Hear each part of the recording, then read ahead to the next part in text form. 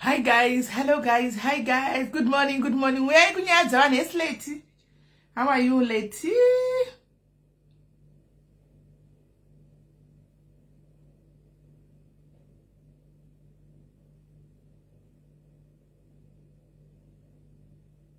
Right.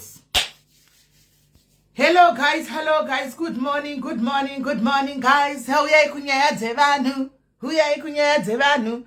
Any guys tara chokwadi nasa ntumbo zipe kutangira.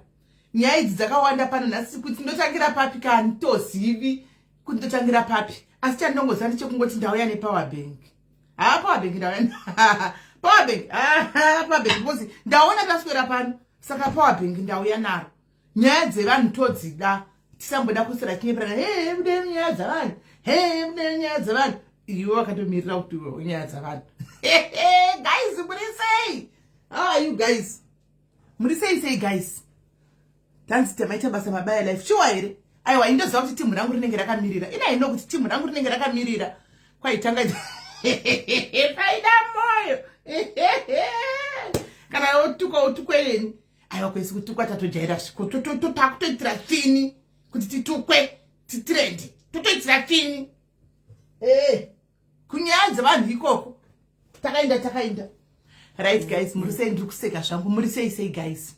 Anzi nasirops na 10 p.m. Nasirops. Rops yei. Rops yei. Alright, no problem chido. Murisei guys, how are you guys? Murisei guys, murisei. Right guys. Nasi kutara chokwadi fambai guys, mute gai live, mute gai share live. Share live. Aiwa kati tutaka nyaya dzavanhu kakasvika pa 450 totanga nenyaya dzavanhu ko nasi chandongoziva ndechekuti ndine power bank. Hesi kanjarati, how are you? Hesi mastoko njani? Hanzi gwinyiso tinombadzida. Gwinyiso tombaidzida warekete chokwadi. Warekete gwinyiso iwe. Unozive chokwadi. Hesi kani Anna. Anna. Munyaya dzavanhu fei momo wapinda. Hey guys, murisei say hi, keeping up, how are you? Reina Ryle say amen.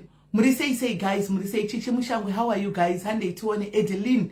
Jiri say Edeline. Takudzwa, hi Takudzwa, kurisei kujoni nasi. Hi Mary, how are you? Hanzi na chera chashe inifoni ndakachaja. Hanzi na stopeza na 10 p.m. 10 atizoiti. At least tikati kuzvi 5 topeza wodlela gym. Topeza kuzvi 5 ndoenda ku gym. Topeza kuzvi 5 uko. Saka nasi guys ndinemi pano. Team Diaries. Ahoy Team Diaries. Team Diaries muriko era uko. Ahoy Team Diaries. Tiritose topeza at least kuzvi 4-5 uko. Togona kupedza ikoko. Tiri pano toda kusama kupina comment yako ichi. Delete blog ask. Asiya pino atisikuiona se. Toda kupina number yetu. Toda kupina number nitodza kuona ndopina te. Right. We are kunyaya dzavanhu guys. Pena tapa 279 Hi Tana Mukondo, how are you? How are you? Pano dzdziwa. Pano tinotsiurana. Pano tinopinda munyaya dzavanhu. Pano nesitopindikawo munyaya dzedu. Saka dzavamwe yotongopindawo. Pano chatisingaiti chete isi pana atituki vanhu. Zvimwe zvose here. Zvimwe zvose tinoita guys. Chatisingaiti pano kutuka vanhu.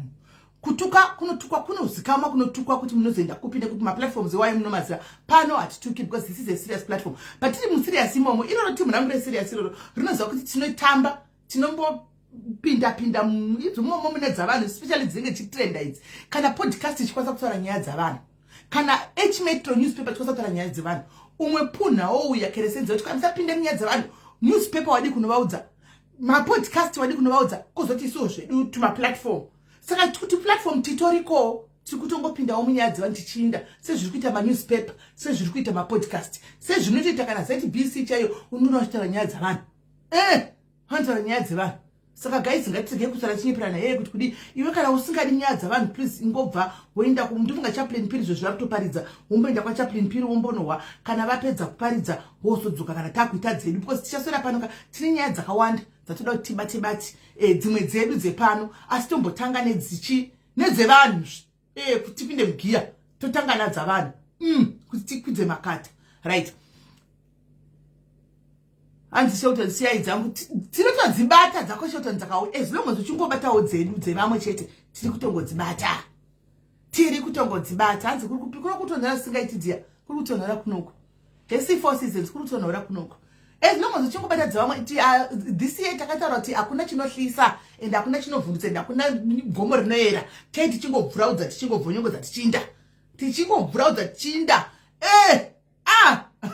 guys muri sei seko guys hadziri Mary kwairi gwando rangu amen hako ndakutobika dinner right saka guys hande tapa 4 tatosvika right 448 to 461 tasvika muri sei seko team diaries how are you team diaries ahoy team diaries I love you so much muri sei aiwa ndimi team rangu katinotongofamba tese tichingodona tichingomukatise takadaro asi zvekwa mwari chako team diaries kudona maramba ende muri kusheka ndosaka musinga pasina panopera pasina kunzi Mary because Mary dongo unotopisa ende hazviiti kuti vanhu vamboitawo malive vapedza sata kuti Mary dongo hazvigoni kureva kuti ndo brand rakaramba kudona ini ndakaramba kudonedzwa na anyone and ndakaramba kushekwa na anyone and I'm not gonna be intimidated, threatened or be silenced by anyone. Mary dongo here andibvumi so ndichange ndakamira of course me ndine approach dzangu dzandinoita just to approach simple some matters and kune vantu it's not kune vanhu ndototsa kuti munhu pakanzi ndatukwa guys ndototsa kuti munhu andituka ndiani ndoweya kuti zviri worth it here kuti ndidayire kana kuti hani munoona zvinotodependa maliga akatosiyana zvinotodependa paripo kunotukwa nebenzi guys ukatukwa nebenzi tozikamwa kuti benzi zvaro ukamhanyisana nebenzi unoita benzi hani mozisiya ukanzi benzi vanonga sipo yoti uri usure watove benzi saka unongoseka because kuna munyika ine zvana zvitukutuku nevanhu sangazoza kuti iri benzi anditi saka unenge wakutoita unge benzi saka unongotongo plus vanhu vakapera vanoda kuzodzoka kuna vamwe kuti ukapera pasi pamidha nda kudzoka nema7 ani munoziya nokuti unenge apera saka isitongoseka isotarisa because akusisina chitoko chepasi pezo chatisina kuudzwa choti nhasi ndingazokwata twaenda tukwa chakati hakuna hazviko chipi right saka guys tichinda panyaya yedu nhasi guys modownloada Odola vari team UK musakangani kudownloada Odola please download Odola anditika titumire mari kumba ndakatumira yangu mari kumusha ini anditika musuno ndakatumira mari kusora zuro kumba mbera ndikutaridze neOdola very simple vanongonotora kubank Raim ABC kana kuti Stuart Bank anditika Stuart Bank kana kuti ABC ndokwa vanonotora animaona so ndoda kutokutaridza kuti muone kuti ndakatotumira kumba mari animaona unototumira kumba zvakanakisa ani murukona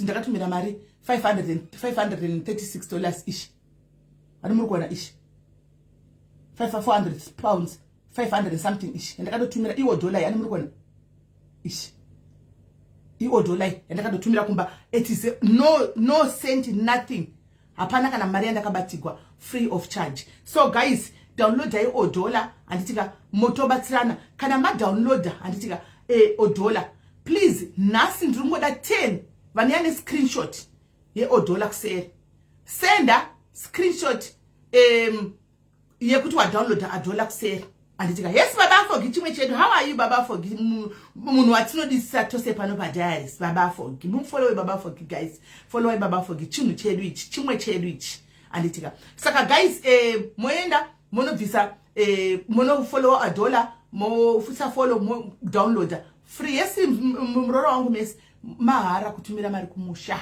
free kana wakutumira mari yako andika pane pakatonzi promo code paya chingonyora kuti meli andika 10 chete va download va download izvozvi send your screenshots to my WhatsApp 20 pounds yesi Pamela tiripo panyaya dzavanhu Pamela bururu wangu andodisisa ndodisi Pamela akambotanga enemy yangu because you know she's my love my bururu wangu my I love her because updates zvisikuma atikoka ini update newana kwa Pamela nokuti masiti mazhinji ndakablock izvi sina basa ndobloka kaigini guys nditi queen of blocking ndobloka asi update ndisati ndongoiwana chete kwa Pamela ndokwatichanowana zvinhu hanzi my mom hasn't received 20. Inini manhamba masitesa ndakaitisa akawanda kuda kuti mai vako vakaunza late. Your mom sent it after 10 vanhu 10 vakwana. So that's why vasina kurisiva. Vese vakareceiva ma 20 pounds. Anditika aiwa kapaida ndinotanga neadvert ndogozopesera nenyaya dzeadvert sezvi paadvert ndoinonipa mari nyaya dzevanhu dzonipa mari here naidziya nyaya dzevanhu kungodzidawa sadzinipi mari kaasikaoti kodhola kandokwandopuwa mari kodhola ndopuwa kamari yangu saka ndototanga neodhola hesi kuzhazharika how are you saka guys downloadai odhola anditika download Team UK download odhola send me your screenshot ma 20 pounds tikungopa vanhu.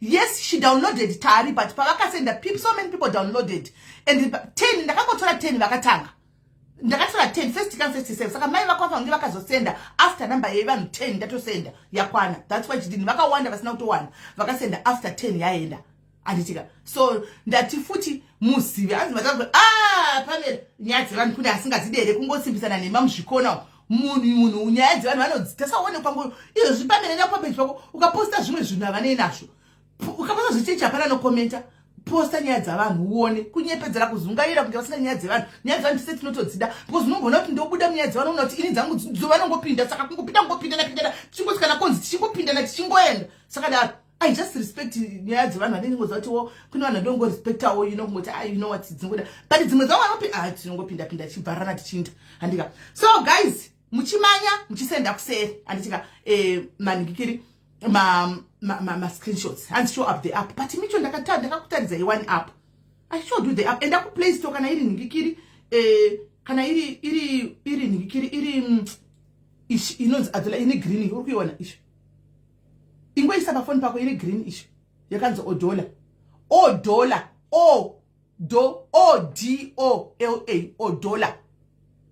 inonzi ODOLA odhola laina ODOLA ine green chine green icho hari muri kuona ish andiwaona iripo app stabile iripo app ukaenda ku Play Store kangoti odhola ODOLA inotobuda kana uri we Android we iPhone moenda ku download kuti ai what ameno kwa muno download kokuya kuya anditika munoto ndokumbira pine number yeyo kundai inotobuda odhola inotokupa ma steps iti so woita zvese kusenda kumusha free of charge kana makungosenda mari dzenyu musazongokanganwa. Exactly, thank you tsitsi ndikanitonyora thank you Rudo ndizvozvo chaiko exactly manje ndine eskuni ihe ishi odhola iyo yanyorwa naRudobotai ndiyo spelling yacho iyo then moenda pa page re Facebook re odhola mono like kana re Instagram ri kukandwa link mu comment section vanongotsora mari ku bank re ABC ku Zimbabwe kana to Steward Bank to you ndakatomutuma munhu nezuro akandaisa mari ku mombe dzangu akanotora antimaona mari yoyo saka it's very easy anogonotora mari anditika right. Saka ichina saizvo guys tichifambira mberi Team UK kuti vanhu vakachangamchangama especially Team Diaries hakuna munhu anozobva kune rimwe page oya okurunza kwa download odhola otora 20 pounds imi muripo Team Diaries. No, don't you want that 20 pounds ukatotumira kumusha zvi 20 pounds anti vanenge vatori ne $15 kuda $17 kana chikatuma South Africa isi 400 and something rands izvo zvirakati kwire irate hani maona saka unenge uchitora nekamari kako kaunenge nako right. Saka guys ratetimboya pana patimbotaura nezvitombotanga netine nyaya dzedu dzatinadzo dzatiri kuda tizofambira hope asi tombotanga nedziri kupisa dzoma street anditika takaona ina ndakuona hangu kuti Samoni rawa atumigwa Samoni ndakangoona ari makuwa uchinzi kwaita Samoni kwaita maSamoni munasunso ngati semunhu wandosekawo naye semupana uchandudza kuti chi aiwa ndeku yes tisikufa ndeku UK chat for now it's only UK ndikati muchandiudzawo zvandakundona ndakuudziwa kuti ndawana Samoni ndazosvika pakuti time ngati arikandivhunza samanisi haufa ndobva ndaenda ndikati yesi wavantu ndikati kobhururu wangu samanisi riri kutenderera mastreet wapuwa here zvikati honestly speaking hanzi ndareceiva samanisi ndakandoimira ndarionawo mastreet asi ndiringofanirwa nevanhu vemuHmetro handimaona right vachingonditi saka ndiringoti chi ndikati wakuziva mufana wangu kuti haungoansa zvese just say no comment because inononyogwa nepasipo tell them no comment kana vachinge vafona zvikanzi andozvandakutoita right. Saka zvadari papainisa munhu tingorona dzakandorona kwa Pamela ndaudza kwa Pamela ndokuma updates mufona wePamela guys ndokuma updates in case wakabloka zva page zvimwe izvi unongoonawo kwa Pamela anti masvona. Saka ndikati ndaona kwa Pamela chinhu chachiriko ndikati ndobva ndachiverenga chinhu chiya but you guys ndikutaura maonero angu andika tichasvika panyaya ndoda kuanalyze Louisa, I am going to analyze you, my sister, my young sister, my friend. I'm going to analyze you, right? Ndikati ndaverenga beparia ndadzokorodza ina kudani ndisina kuwa chirungu guys handisivi ndikona pakanzi alifa kudzokera kuma platform ese akataura nezvenyaya ya Buffalo achino retract statement yake because nyaya yakataura ndeye kunyepa ipapo manje ndopandakabva ndopakapfira tsono ipapo pakuti nyaya ndeye ndopandakati varasa meti dzavo vaifangwa kutaura kuti nyaya yekubudisa status papodcast because iyo Anti maona izvo zvinotogazagira zvongosikana zvosungisa but maybe semunhu akaendawo kupodcast pamanga sina knowledge yo yekuti zvinhu zvinosungisa ifungwa kuti ndikudiwo ndichatoitawo popular one kutaurawo ipapo ndopaifangwa kubuda that point yekuti akataura whether munhu une chirwere kana kuti haana chirwere anditika it's private and confidential chero dai ukandiudza andikwanisi kuti ndizvitaure handiti maona ndopakaita era ipapo right ndoverenga ndone hapana pandakaona pakanyogwa izvozvo pakanyuka zvokunzi akaitaura zvinhu zvokunyepa hazvina kunditira sense kutaura chokwadi guys ndakunyatso chiteererai muteererese tinyatso kufambirana nenyaya musakwidze mafeelings enyu musapinde tiri pafacebook tiri kutandara and weare just analyzing zvinhu zviri mumastreet ini ndaona paya ndobva ndati mufana ari kuwisa here zvakanyugwa apa chirungu chogona kujabhaka ndikati ari kuwisa here zvinhu zvakanyugwa apa alright ndasiya indazviverengera ndawisisa zvekunyugwa ndanyarara ndikati ndozoona hanimona pfungwa dzangu dzikati jabva akati gore rekungangugwa munanogona kungangugwa kapo handisivi ndazogara paya ndatarisa ndikati neni ndozongowawo kana ndaudzwa ini dzimwe nguva handidi kuvhunza zvinhu zvavanhu handitika hanzi naninanano rutendo I don't think so ndikati handinwanyi kuvhunza kai ndongomirira kuzoudziwa handidi kunyanya kuvhunza nyaya dzekutanga uri kupinda nyaya dzevanhu hanimona ndodzida kana dziri papublic zvokuzoteverera vanhu kumainbox ndichibvunza kuti nyaya dzenyu dzakamira sei izvozvo inimi I don't do that guys I don't do that ndinotaura nyaya yabuda pa iri kutenderera ndiyo yandongotaurawo sezvinongoita vamwe papublic but ndiri kuzopindira vanhu ndichibvunza kuti naiwe nyaya zvikazodai handiiti izvozvo so I just waited ndikati tozoona kuti zvichafamba sei chazonzwa nyaya yekutrenda nyaya yetrending ndiri kubasa naingoonawo sakwanisa mukomenda ndichingona ndiri kubasa trending ndazobuda ndakutoenda zvangu gym ndichibuda kubasa kumapasti 8 ndakuenda kugym paya ndazosiva ko ndabvunza iwe shamwari waona here zvinhu zvakanyuka waverenga here samani rako samonisira kwariwisisa here zvikanzi chimbonditsanangurireyo kwai kuti ndikati kwai we wakataura zvinhu zvokunyepa saka ipapo guys ipapo pando pakafira pakanzi defamation of character nenyaya yekunyepa pakanzi akataura nyaya yekunyepa she went and spread malicious lies now nasati aiwatisa zvokuzivana nekunyarana Zimbabwe tikutaura chokwadi I'm not taking anybody's side ini ndikanotaura nyaya ndomira pachokwadi hanimwana although ndibhurongwa ndimukani papers munin'ina wangu actually ndimukani papers but ndotaura chokwadi because loser is stubborn that's a fact loser is stubborn musafunge kuti tinenge tisingamutsiuri nekumudza kuseri wabantu aripo mucomment section mubvunzei tinototsiura loser anokudza handidi kuudzigwa anotaura handidi kuudzigwa otombozama kutomutsiura Louisa nhasi I think apa you have let it the hard way and this should be a turning point yekuti in life you should have other people vanokuudzawo kuti apa sha uchinzwawo anditiona because handikunoona ti izvozvi iyi unogona waipunyuka next time you never know ita vanhu vauno right unogona kusada kuudzwa kana neni handikana ita umwe munhu anokwanisa kungokuudza kuseri kuti you know what apa I think kuseria kusikudzwa papublic kudegradiwa then you say because she loses guys she's very stubborn munhu yakuti haadi kuudzigwa ndochokwadi saka ene munomunzwa achitaura kuti handizvo kuudzigwa ukatondiudzira watoirasa saka sometimes unogona kuzonyaso chinotonati apa pane mistake unogona kuzosiya because ndosingadi kuti uzoda kunge uri abva apinda mucomment section unozoita kunge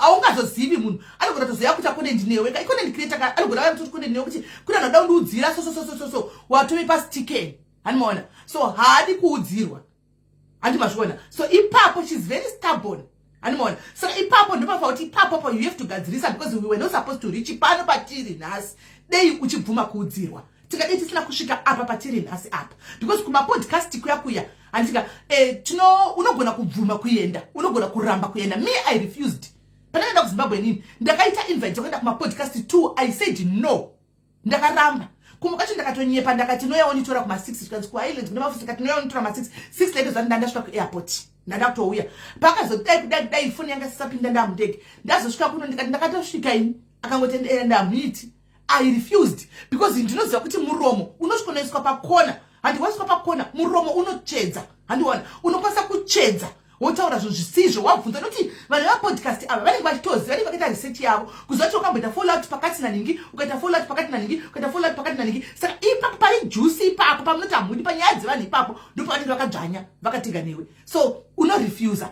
handimaona unobva waramba ndakabva ndangoti no kumwe ndikati 6 o'clock ndandadini ndandawira right pazvisinei pasamoni paya mistake ndo yakaitika that samutara chokwadi ndakazvimirira zvangu nyaya yese zvairi yaya hakuna nyaya hapana nyaya handimaona hapana nyaya because dei vakanitaura kuti patagwa zvirwere handimaona ipapa pavaimubata but the fact yekuti akanyepa iye pekutanga aiburitsa maaudio aibva kwacho ikoko kungoti ndiye ari munyai dena ndiri inini ndakasuwiwa ini ndaitotora counter I was going to counter zviri straightforward because ndinokonoibuda because anazvo zvinhu zvese zvakabva ana in black and white takatombo tiri timu rekudurban takatoti tione zvinhu zvakutaura izvi zvakuti unazvo tione tikazviverenga tikatozviona taitozviziva hanimaona but tangotiwo tatakatowanda titori chigroup anazvo andimazviona anazvo so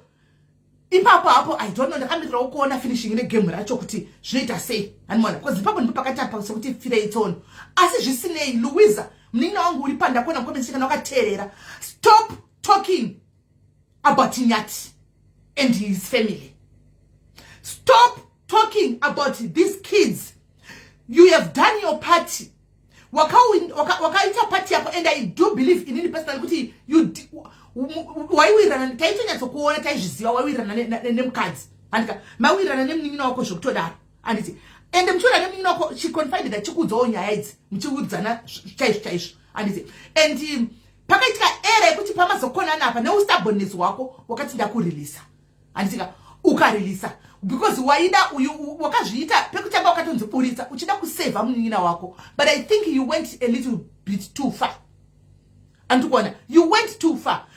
Zvaifanwa kugumira ipo paya pakutaura kuti yakairi whistleblowing. That was a very good whistleblowing yekuti vanhu sakabva vaziva kuti ndo zviri kuitika. Andikuona kuitira mangwana kuti right now kutaura chokwadi honestly guys andikuona honestly right now pakanzi paitika chiri kuitika kuna mai Buffalo right now avachakwanisi kunoudza anyone, and this time vanoshinyira because kuchaburitsa hazvichafi chakabuda kusocial media. So now kutaura chokwadi zvichaitwa vachaitwa yese kana zvichizokontinya kumberi vachatambuka yese ende kokuti vachizonotaura kana kuti vachizoburitsa kana kuti kupi chero kuhama chero kupi nokuti angambobva kwese kwainzi kuhama kwapya pasina chiri kuitika. So kuti this boy ainziwo ari stubborn hanimaona, so vachashinyira this time, but tinenge tisingakurudziri andika tinenge tisingakurudziri kuti paitike nyaya dze-violence mudzimba because we are standing andika against GBV animona, we are standing ne-GBV.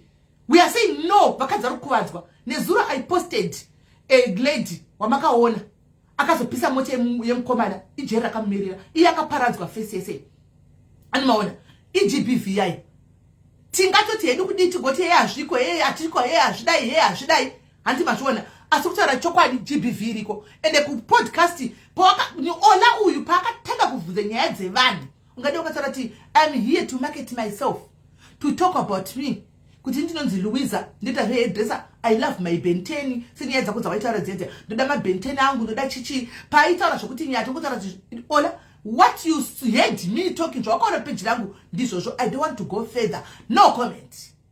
Ola angasingakwanisi kuti azomhanya nezvinhu zvasina kuti audzwe, but anyway wanga usingazivi toti wanga usingazivi you have learned wadzidza kuti apasi pese pekuti tine dzimwe nyaya tinozotaura because apa wapunyuka nenyaya kuti lawyer rakanyora zvarakanga raudzwa harina kunge raudzwa kuti nyaya ndeyechokwadi handiona, saka rakanyora ipapo manje ndopanogona kuzokupunyutsa, but pafair cheko pakanyorwa zvokunzi kurona kana kuti chokwadi waibhadhariswa kana mari vaigona kuti kuda kana $100,000 ende waibhadhara mbijana kusvika yapera andichiona waibhadhara. So kubva nhasi Louisa please zvokuti haudi kuudzirwa andika zvokuti haudi kuudzirwa ngazvipere haungaiti munhu anorarama achiti handina munhu anondiudzira.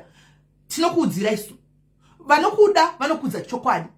Anditika vanokuda the reason why ini ndagara ndaitomuudza hangu kuseri Louise. Ndaimuudza sereki but handikudzigwa. Pamwe pacho ndakasvika pakuzona kuti angondirova nechibhende kusocial media. Ini vanhu vanondiudzira ndikazva kuti ndindorehwa. Ndikazva kuti ndindorehwa. Animona. So ipapo and she knows smelling the connected to talk about nyati icho. Ndopane era ipapo Godson patiri kuti pakatukangasa akatodzidza. Pakatukanganisika. Zvaiva wakupera platform kwake because yanga iri hondo yavo vari tu. Handwa yanga iri hondo yavo vari tu. Vana wakupedzera zvavavaita kuzvakanga vanyarara vapedzera zvafa wangoperera ipapo. Animona kwete kuzoenda kumberi. Andisimaona. So but kudzidza it's a learning curve. Never upcoming socialites mamwe aripo. Andisimazvona. Madzidza you have now learned. Andisimaona. Zvinonakidza tiri kuno kusasi kuno kuti chigwabvurana kuno kusasi. You go to extremes. Unopinda patete nenyaya dzimwe dzaunenge usingazivi. Andisimaona. Aiwa zvazvino yanoibuda hake hapana nyaya kozvo kwa Mwari inoiziye mastreet. Andimoona. But zviripo zvazviya kutaura chokwadi. That is someone ndada maitiro arakaita aiwa. Hapana zvapo hapana. Andimoona. Hapana. Igame rekunyaradzana. But iye ngachibva nyarara. Chibva wati kutaura nezvanhu ava. Ndikutaura nese muchiwa guys. Mukamona atanga muzoti kwanze vanhu vanopera kutaura naye vamudzi chokwadi. Ndikutaura pana pamuchizvinzwa. Ani muri kunzwa? Ndikutaura pana pamuchizvinzwa. Ngazvive zvapera. Don't talk about them. You leave a room for tomorrow. Anditi nokuti right now ndawo wako ndatozonzwa kuchinzi wangodana nyati. I don't know how guys kuti mimi no believe away kana kuti kudini zviri kwamuri anditika but me personally I don't think kuti andana nyati never.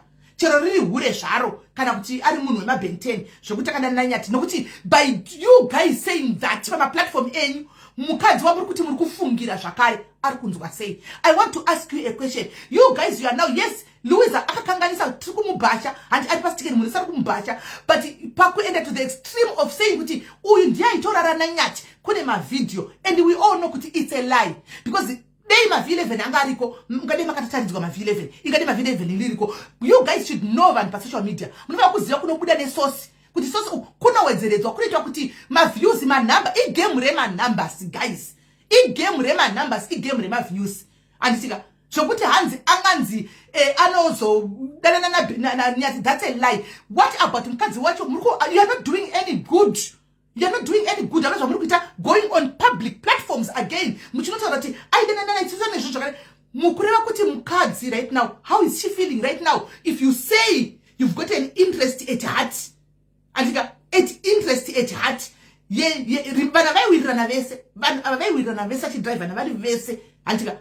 you've got an interest at heart. Then you go. And now usidofo uri munhu mukuru iwe. Ausidofo uri munhu mukuru wangu. Uri munhu mukuru. Wasida kuzafisha media nasi. Uri munhu mukuru ausidofo iwe. Unless kana kuda kupinda kusende ndo. Kana riripo idea challenge ngaribudi. Ndikutaura ndini. Ndinyadzisei. Vane V11 tikukumbirawo guys. Ngaribude. Tione katigutsikana. Ngaribude. Do you think kuti munhu akutakasora chiti ndakabata V11 ndozoribuditsa musi wakati know people, learn people, study people, know your people, know your socialites guys. Zivai socialites zenyu guys andisikurambira munhu ndati V11 ngaribude handisi nasi is the day ngaribude. It's adding salt handisika it's adding salt to the wound kuti zvinakidzi zviite nyaya. Sadly kune vanobhiliva even V11 rikasabuda kune vachatobhiliva vachatomhanya nazvo kuti akadanana nyati. But she went to extremes. You know why? Let me tell you why she went to extremes. And more fame. I'm just saying the truth. And says achiri. Fame. Ndo yakamwita kuti asvike kuma extremes ikoko. And inyaya fame. Kutoda kukurao. Kutoda kuzikamwao. Kutoda kufanana nevamwe. And simaona. Ndo yakamusvitsa ikoko. But vile vingana ngaribudeshi. Ngaribude. Nasitoda kuriona. Ribude. Don't divert nyaya. Guys, you conversation no basa renyu. Tsikirira kuti V11 ribude. Imimi fam tsikirira V11 ngaribude. Simple. Tonyetso kudzoka pano pa platform, todzoka pano. Handika todzoka pano. Tozara V11 rabuda. Louisa utori uri joki rakapusa chaiko. Uri joki unga chiro zvadi ungadanana nyati mwana wako kauya. mwana wako kauya aida kurira chete, and she went it the wrong, she did it the wrong way. Ndo chokwadi chiriko, she did it the wrong way. Hakuna sosi kwa rino bana ko tarisai. Kune vamwe vanokuti chero zvikaita sei atifi takateerera. Chinondichamisa guys ndechekudai so. There are people who are in their best, the best people kutsura Louisa. Kune vanhu vanoita exactly zvinoitwa na Louisa. And exactly 6 na 9 so na Louisa. Ndinomwa nepisimba rokuyachitsura Louisa. Ini chitazvita na Louisa exactly. Tell me. Me, I'm just saying the truth as it is. Exactly as it is right now. Because right now kumba kwa Buffalo hakuna peace. Uya kutoti saka iwa idana uyu. Hanimona, wakudana uyu. Saka peace eja muri kuti muri kuumbiridza vana ndeipi? Peace eja muri kuti muri kuvharidzira musikana mukadzi joy ndeipi? Because still you are still hating here. Muri kungomurwadzisa.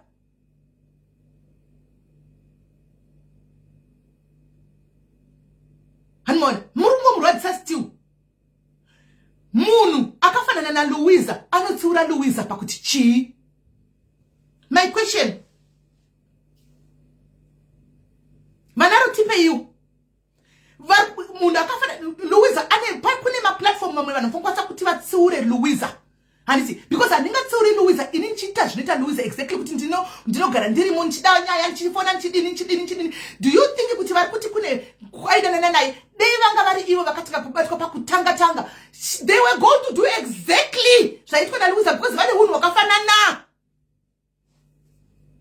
Vane hunhu wakafanana. Vane hunhu wakafanana.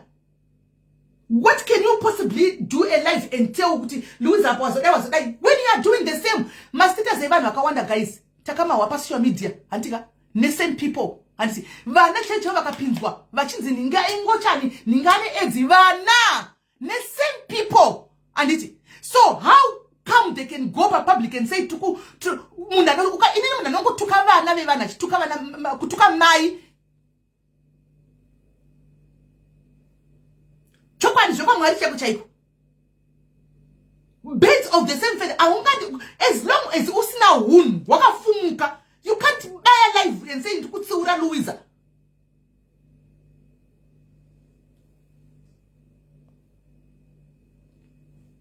You can't because that's what you do, makafanana. You are the same. Ina tukivana. Tukibereke vanu, ini tubereke omuntu. Uri kwa message no kwaka ndisi ndogona kutuka iwewe nokuti iwe kuntuka indizima iwe omuntu. But andibaye batani chituka mwana omuntu. Me never. Andibaye batani chituka mbereke omuntu. Antika ndinogona kumutsiura. Ndinogona kumutsiura. Kwende kuti muri 6 na 9 makafanana. Mobile hadi mukona ndakuti muone social media munoshandiswa igame rema views nema numbers. Ndosaka ndiri kudza kuti akuna ne video ririko. It's a lie. Igame rema numbers. Because chivini chekutobaya. Anditaure my staff, sorry Nikki, I don't operate like that. If you know, you know. If you don't, go. That's what I do. Hans vapinda chi, then Hans vapinda ne moyo and it's a zoto done to kudino. And in and depending moyo. I'm just analyzing. I'm just saying the truth. So what you put in the moyo not is the last statement. They are not to napin and women chile. Because in and what you put a chocolate in Taka Shimiri. And it's the truth. The Baba Neva. Makafanana, including you swagger, what you comment you can't go public on by a life which to go to Louisa. Makafanana. Don't you quali, Makafanana.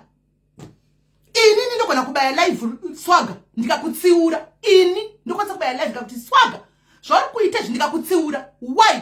Because aumbofoka ndi wanchibaya live ndituka mai wako. Chero newo you can attest to that. Aumbofoka ndi wanchibaya live ndituka mwana wako. Never.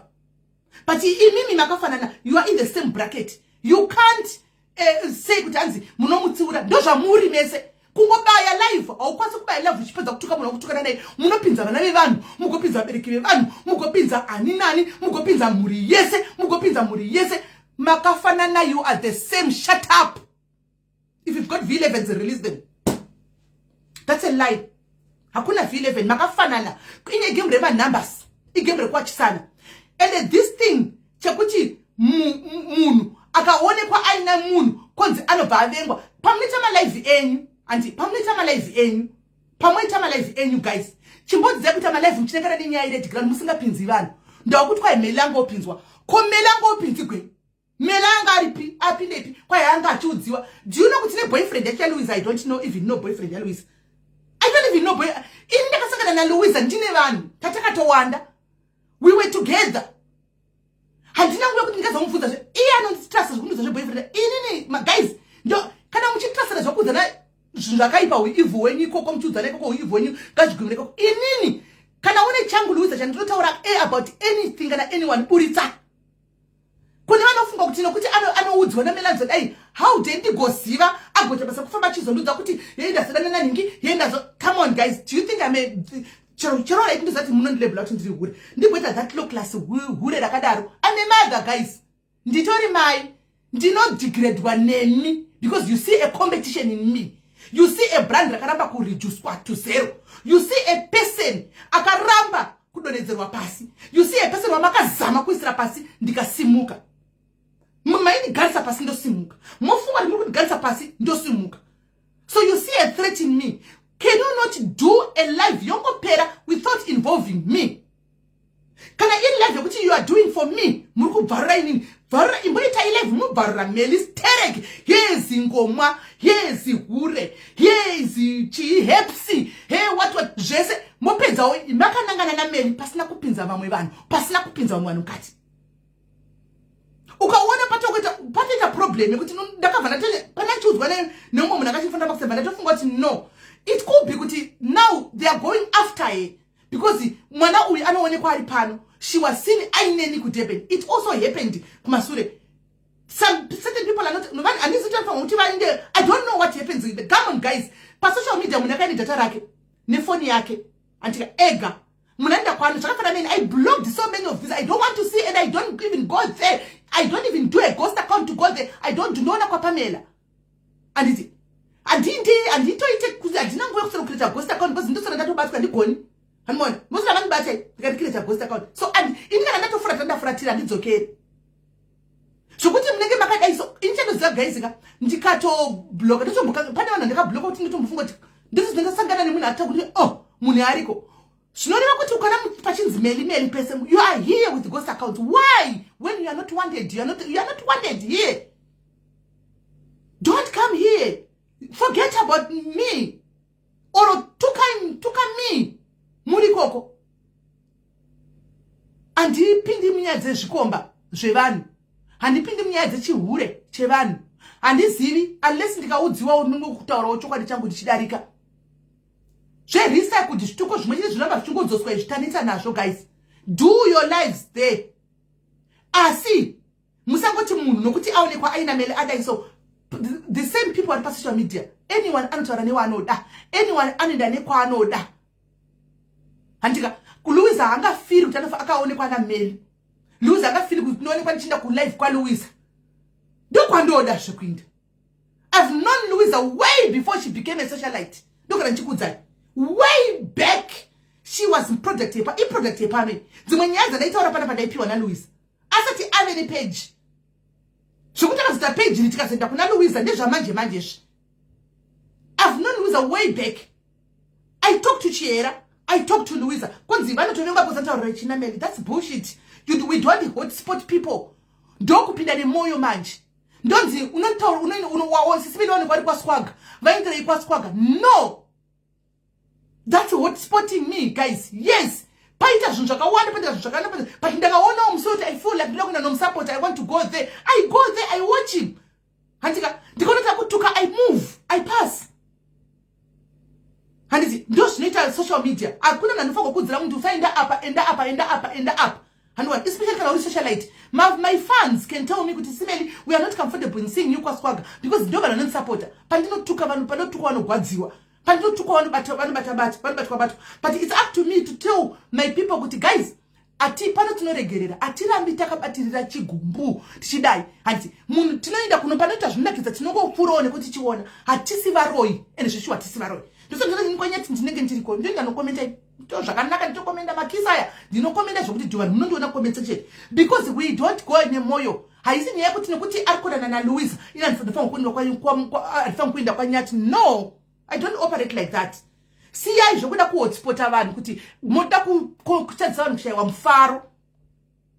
Anditika nenyaya yekuti vaone kwavari kwamele. I know kuti my spirit shakes a lot of people. My spirit is very strong, guys. It shakes a lot of people. That's why I'm an easy target. I am always attacked and I'm always, you know, but mazvano ndinonakidzwa kuti kwandino ataka kwacho ka guys ka condemn. Kana ndazo maybe ndichazobatikana kana ndatanga kunza tauro kwana anti Joy ndikwa ndikutukwa kana Jeff Garante uko ndikwa ndingazobatikana. Because you can see what the level ndo kwa kokoko hanimaona kwete kumwe kwa no totoseka kuti dzatanga ngozi dzatanga handimaona. So kana vanhu chita ma live ingoita iba live pasina ku hotspota vanhu kwachi damdam ndikamona chita live kana chita I pass by ndosvikako ndoto supporter ndodarika Dumebi ndikamona chita live yake kungoti mazana ake apera hanimaona ndikamona chita live yake kuninwa Dumebi wakatozonyazopera. As a doom siga, chimbote guy to me, guys. Imbote guy to me. Te guy mingongo hepano. Mingongo. Wakoma right because you not pera usatu watanga mnina wangu. Where are you? Come to CC. Come to CC doom. Come to CC. Come to CC doomza. Dumebi.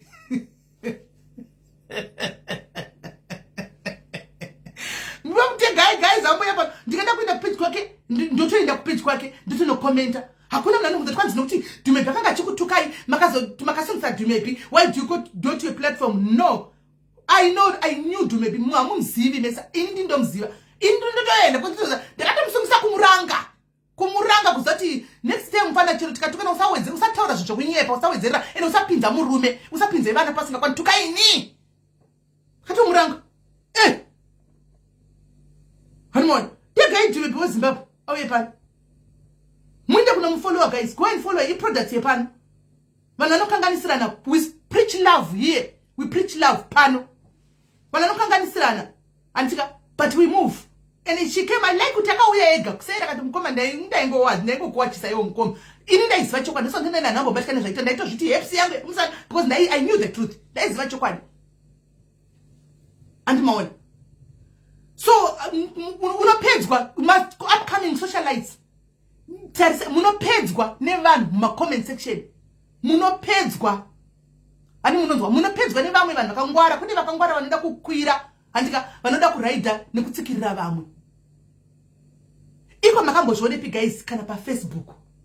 Ukanzi wabata kune nyaya yauya vanhu vakuvinga wabata nyaya wabatire nyaya yoyo. Kune vanotomira chipo chopera nasi ndikutaura nezvako mufana wangu. Handi inoti ndisisa kwaunodisisa. Nasi mufana wangu chipo chopera. Chipo chopera. Kusura zuro waiti mema idza anditika inde handitangu zvokuonere kwene vana. Nditarisira kuti ndiana ari kutaura akangoignore. I just ignored. Wakandimema idza ndakaona kwapamera handitika wandimema idza chipo. Nasi ndaona futi chiklipu chauri kumema idzwa neAmerica uchinziwe uri kusveta na Binzi na Lulu pedzera shungu ikoko imbopenga kationi pinda pa ground mema idza vanhu zvawainitsasira zo mema idza munhu chips why mfana wangu anodisisa mema idza munhu uyu hana kuvanza sama zana kuvanza chiclip chendana sama zana kuvanza pa ma comment section aka screenshot kwaso hana kuvanza hana tsana kati we munoita zvamunoita muchiita mema idza andi unoda chicha mema idza uyika uya fair chitom ina ndakupindura kaura ndakahla ndakupindura uyu chimemaiza tione memaiza munhu chipo ndokutemba memaiza munhu chipo muchaona mire muone mutamba nachi mire muone chipo umemaiza munhu mire muone handiti nini wakanditi dadai hii mazopindira masadai uya atitaura zvitori wesipe zvino indakavingwa chipo handakuvinga vanhu ndakavingwa saka uya atitaura memaiza munhu chipo tione hani munonati achini game rekusaizana muona pana saizwana pa social media pana saizwana pa social media vanano saizana pa social media hani maona ya uya chipo wakati memaiza kuma street uko iwe ndakachiona kwa Pamela chiclip zuro kune ma comments akupa screenshot kune ma comments Andika sisi vangu veku America vakati iwe uri kusvika nachipinzi na uyu iwe ndiwe munhu akaipa ndiwe nyoka meme vamemaidze. Handiti uri good at memaidza people vamemaidze. Hatidi kusaiza kutaridza kuti ndiningire kandi memaidze kunohlei memaidza wako mongwa vamemaidze tione zvinyatso kunakidza vamemaidze.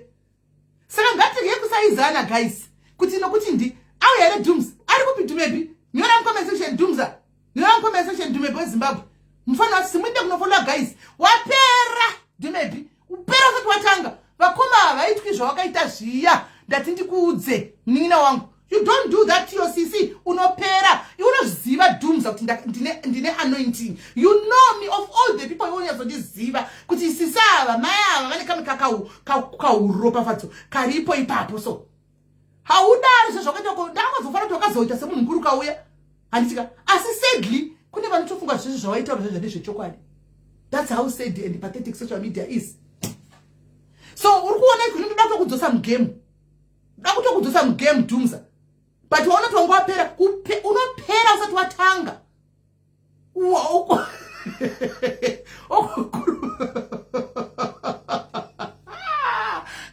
andwazviona.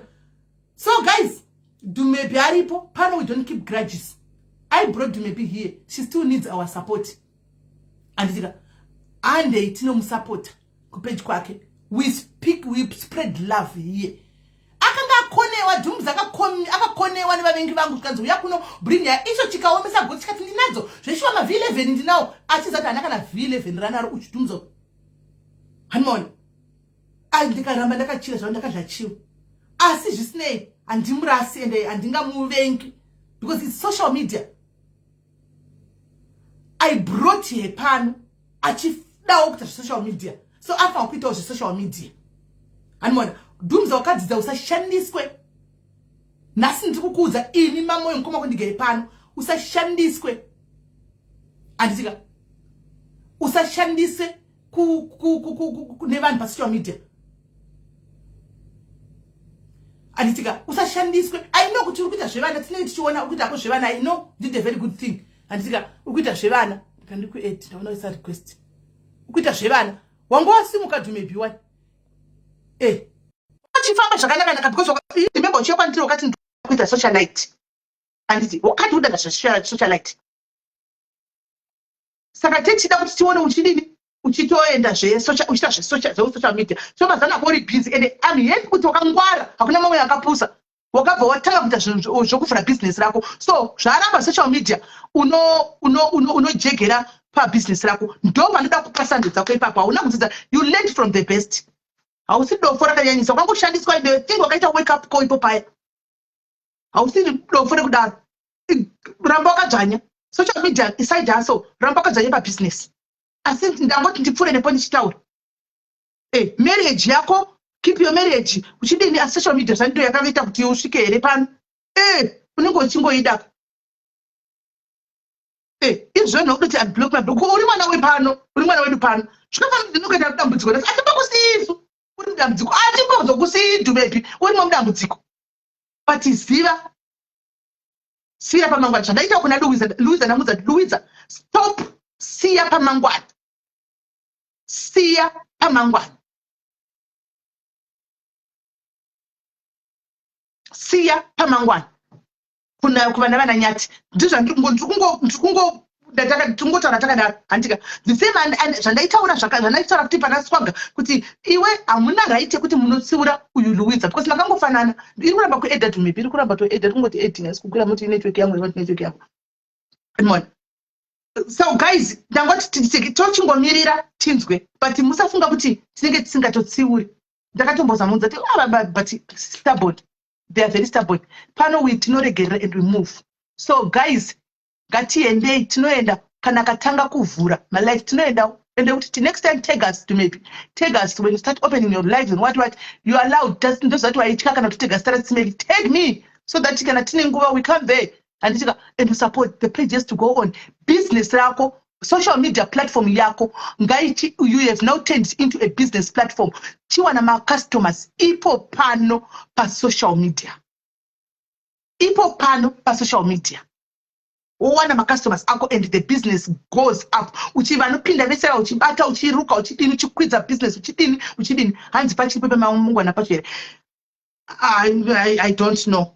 But indangotaura analysis dzangu ndakazvimirira because people are so biased in my streets. Unoudzwa nemunhu akabva kutuka munhu nezuro handisika kutuka munhu nezuro achitotuka zvevanhu vabereki nechi anowana anobva anopedza kutuka nezuro anouya mangwana achikutsiura kuti iwe wazodai but iye atori wese ndo zvaari 10 times pasocial media team rese imbomira zvokutsiura leti makangofanana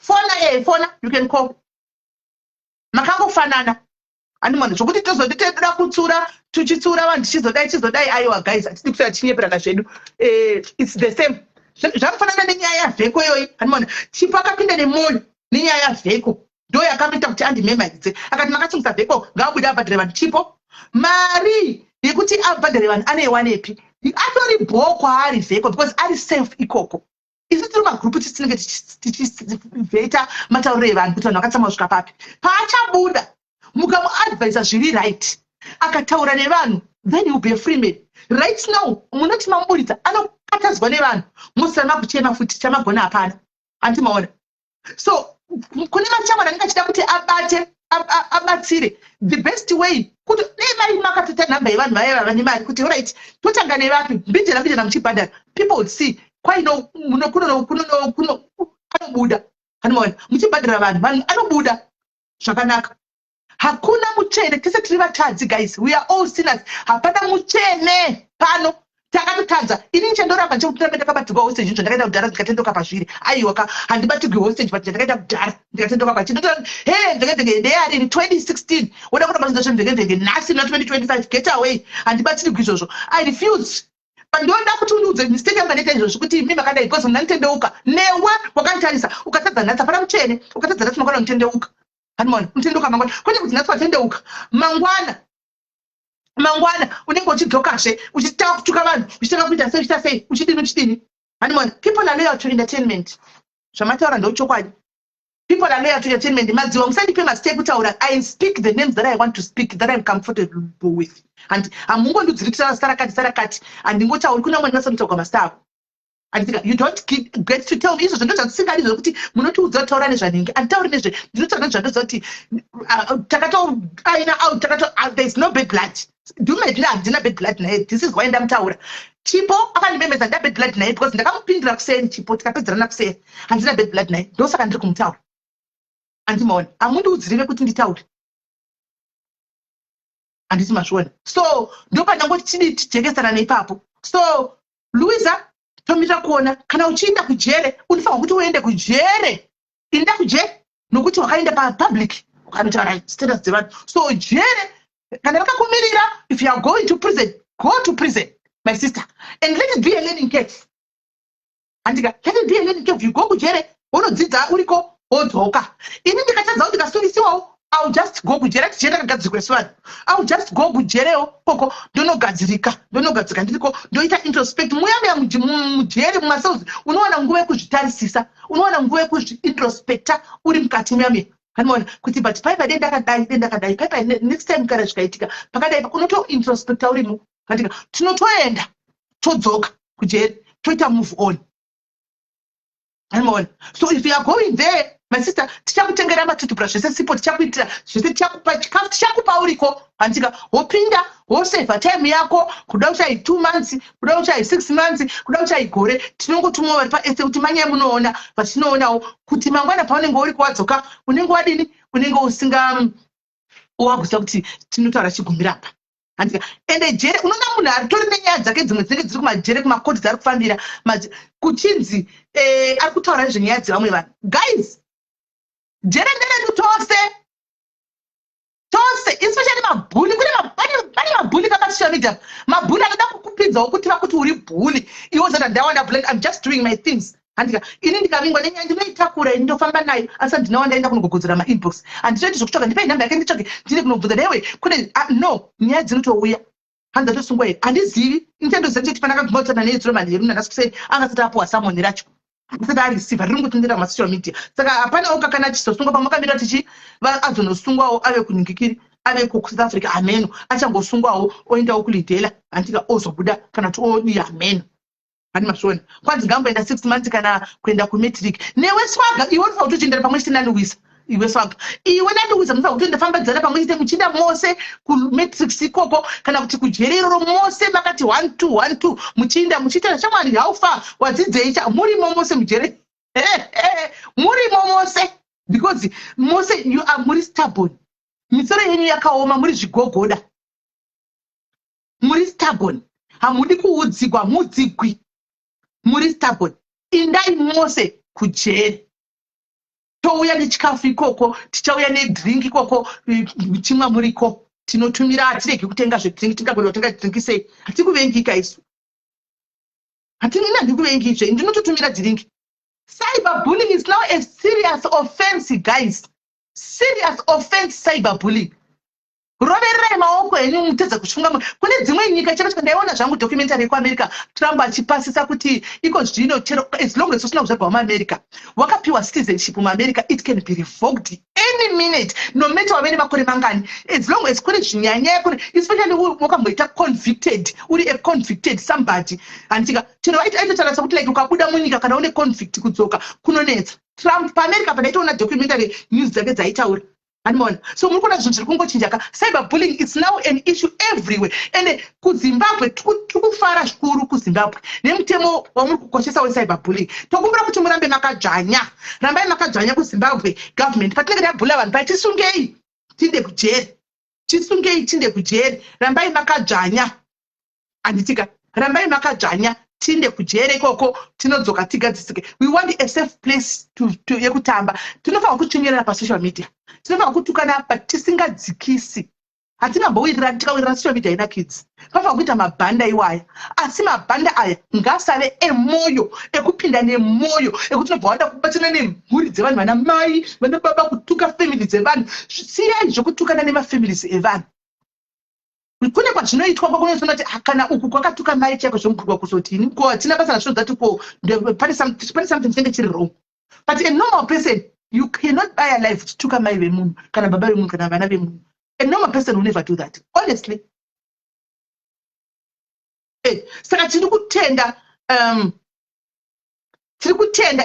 kuchinja mutemo tiri kutenda chaizvo nemutemo negovernment yenyini yeZimbabwe kuti tiri kutenda mbaiwo makatidzvanyira ipapa handitika angopinda muZimbabwe kana akabhula munhu chete faka ejele tachaenda faka kona lapo ejele ndakapinda muZimbabwe chete faka pinda mujere as a talent mbule unonyepa talent sipano don't do that wena tine content isingapere pani ukona chitaura kudai tichingotara zvichaitika masiti but pano you hardly hear tinototaura nyaya vanhu vanoisira nyaya dzavo pano usada kutiisa mubracket iroro kungoti makagara makatipainta makangoti iniseni makangondipainta zvakudhara kuya but mukatarisa pana apa patine content yedu yepano iri very consistent platform inorespectwa platform inotrustwa nevanhu vanouya nenyaya dzavo tinouya muri tinouya pano tichitaura nyaya dzemuri zvese hanimaona saka tiri kuda kuti tionesane ipapo anyway pane pandasiya here pane pamuri kuda kuti mukomente here kamuda kuti mukomente mochitofona mukomenda titaure and then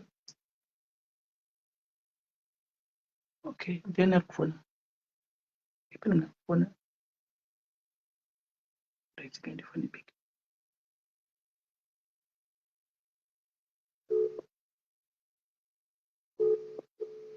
vasiri vepano ndo vanoti content kuti pano kuti ndaiperi isati miri kuti nyaya masiti tite content isu isu chero takauya pana patisina kana kusina kana drama rino masiti tikauya pano tikataura kuti guys ndingatimbotaura tototaura nyaya dzemudholo tikavhaigwa pano tikavhaigwa tikanakirwa pana tinorami nemacontent ekuti hatirarami nekutuka vanhu isu pano hatirarami nekuspreada hate because by so doing kubaya live every day uchituka vanhu youare spreading hate kumaZimbabweans. You are spreading hate. You are the biggest hater kumaZimbabweans. You are the biggest bully in kumaZimbabweans. Kuti munokaunta kuti vanhu vanotukwa vakatukwa nevamwe vanhu vangani munoona social media yese akabata-bata ndo ubhuli wacho ihwohwo. Halo Kola. Ndokunozokufonera after life. Ndafunga kuti alright, no problem. Hani unotoona ari kuda kutofona after life kuda kuti inyaya yangu yeupenyu hwake yakanangana naye ari kudzako kunotrust because kwini guys ndikutoka makida support pastor fit raitatsva midzimu ndikutokanga akandakwa kutsva nega chinondopisa sendakapfeka net dress mukati mari gaini ngopisa chamba chakundipisa tunguya kune chitrisiro kundinda kwa kutsai mungu zati ndisipamba Simon mutakwanedza kutuka titakwanedza kutuka on spam vana vangu vari pamasita chituka asi when it's time they come home and they behave they know right. So guys, pane vada kutaura here anything fonai kwirai mutaure titaure nyaya iyi ibve yapera tipinde mune tine nyaya dzedu dzakatimirira pano tikuswera pano. Hello Kola. Mama Moyo. Hanzvadzi yangu muri seiko? Ndiri boa Mama Moyo. Firstly, ndinoda kutanga kukomenda iwo mapodcast iwayo anobvunzwa nomwe mibvunzo iri sensitive. Handi kutanga I remember wanana taiti wachicheba nemapodcast iyayo. Zvino anobvunza mibvunzo iyoyo kuprovoke. Saka vanhu havazozivi pekugumira. Wozopedzisira wakutara hawazivi kuti hawazivi the different yekuzoenda kupodcast nekunge uri papeji rako uchitaura wako zvauri kutaura. Luiza akaita chiro chakanaka nenyaya yekuti akafumura gender based violence yaiitika akataura zvakataura kana neni ndakatomuroera maoko. Asi manje pakuzoenda papodcast uchizoenda uchizototaura uchiinvolva wadana vamwene wadana mai wanyati wasina kumbobvira akataura nawo muupenyu hwake. That was very very wrong. And naiwo wacho vabvunzi kana vachisunga kana Louise achisunga ndo zvandinoda kutaura. Ndo zvandinoda kutaura chete. Thank you. Yes, thank you very much Hanzvadzi. Thank you. Right. Varume vari kufona zvinonakidza sei podcast paprogram varume vachifona kudai vachisa pfungwa dzavo. Handisika regai tinzwe vamwe kuti mupfungwa dzavo vari kufunga sei. Ndingotsera makozi guys muka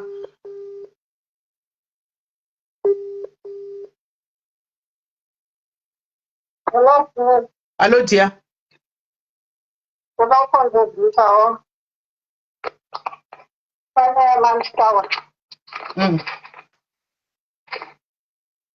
Hello. Yes, ndacherera.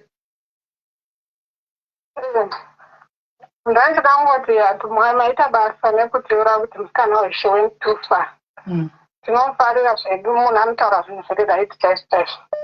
But apa akazoenda too far. Zvakanyanyisa. Ngaachidzora tsvimbo achinyarara nyaya yacho ichingopera because zvekuti anodanana ndakatoiona live yacho madeko ndikati harazvishidi ndonene chero uripo zvako risingaoniwo aidzimhemete zviri pachena kuti inhema irevenge kana kuti zvakarongwa kuseri vakati uyai tidai so timuite so. Wakugona social media manje iwewe ndiwe munhu wakugona social media manje. You now know how some people operate on social media. Inini muri tu vanhu inini muri tuka ndokuunderstanda zvekuti pamune muchitotaura nechibhende sisineni ndotokuzivai kuti apa sineni vari kutaura nechibhende havasi kutaura direct ende nyaya yavo ndeyekudai ndinotoibata first. Yes. Even iye paanenge achitotamba panenge ati zvese zvaiti zvimabhenten aitozvitambirawo zvake kupodcast achida kungofara but vanhu vanopinda nemwoyo. Vanhu vanopinda nemwoyo. Imini imagine zvaarizvo zviya ndokunzi azodanana even mafambiri vavaita nekudidi munhu uyu was introduced munyaya navheko which is last one but kumashure uko vasingazivana nti vanavo vanga vasingawirirani papasina connection saka idzo dzongori nhema zvabvepo. Thank you very much Kola. Thank you very much nemuono wenyu. Right. Gatinzwa mari pada mwada kufona kana wada kukwidza inenge iri kunetsa murita zvekufona. Okay. Kungoritsera makozi. Exactly mdzimai wanatsana nokuda they will tell you the truth. Exactly. Amundiregi nchirasika musingandodzichiwa muchitwa inoti simere tovada. Tell me the truth. Manje ndikakufonera kurudza ukakubata phone. Hello dear. Hello. Yes, wadona but vangu vachifona ura ichina kutofonera mumwe. Makozi akawanisa saka ndingoti 2 minutes nenyedza kwandi. Hello Kola. Mugezi kwangu mukandakananga paparozwa chipapa uyu penyu muri sei? Yes, kan zviri sei? Ngata ndangomuka ndakananga muwebe ndikati nhasi ndira kutora kwa ndagara ndine shungu nenyaya iviri. Ini navamamoya vakuganisoni vamataura mumashure but isamaonero angu podcast yakangofanana nekoti. Ukabvunzwa zvinhu zvaunofunga kuti dai paakabvunzwa nezvehealth yemukomana uyu aigona kuti you can pass.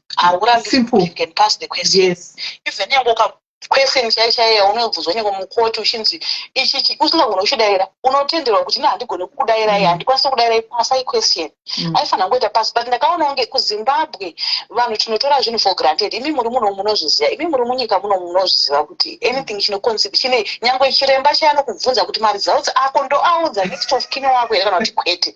Why? Because vanoziva kuti maresults kana health yemunhu zvinhu zvakaita sei zviri sensitive achitaurwe unless munhu iye asingatogone kutaura kana kuzvidairira. Musikana akangofunga nezvemalove and likes akangofunga kuti zvinhu zviri nyore muzazi zvokuti naita kupodcast kuZimbabwe kune zvinhu zvinoshamisira zvisingashamisiri because otherwise kupodcast you get nothing. Hauna chaunowana, hauna mari yaunopuwa kana anything.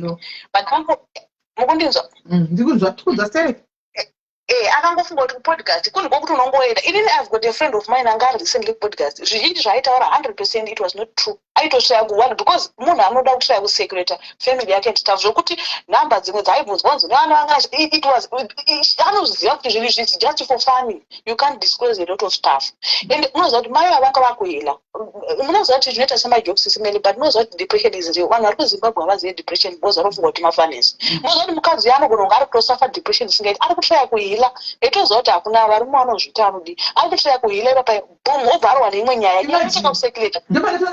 Hazvina kana musoro akakarura icontent inyaya igame remabhiuty content hapana help sisimeti icontent because ari kutraya kuhila nyata akatsurwa akatukwa nevanhu akadii nemuri mukadzi wake vakukisana vakudii simple wende tichitoti kutofaya isusu tiriko comment ikoko musunoyi akatonera akaisa post achiti anzi mwari vanhu mwari kana matini zvamaita ndikatomuti wangu uri kutozvinetsa uye move on zvakatopfuura nezvelast stage ya tikutosimbisa vana kuti vaenderere necontent toramba tidzosera mukadzi uyu mudepression ndiwo achikuomesera.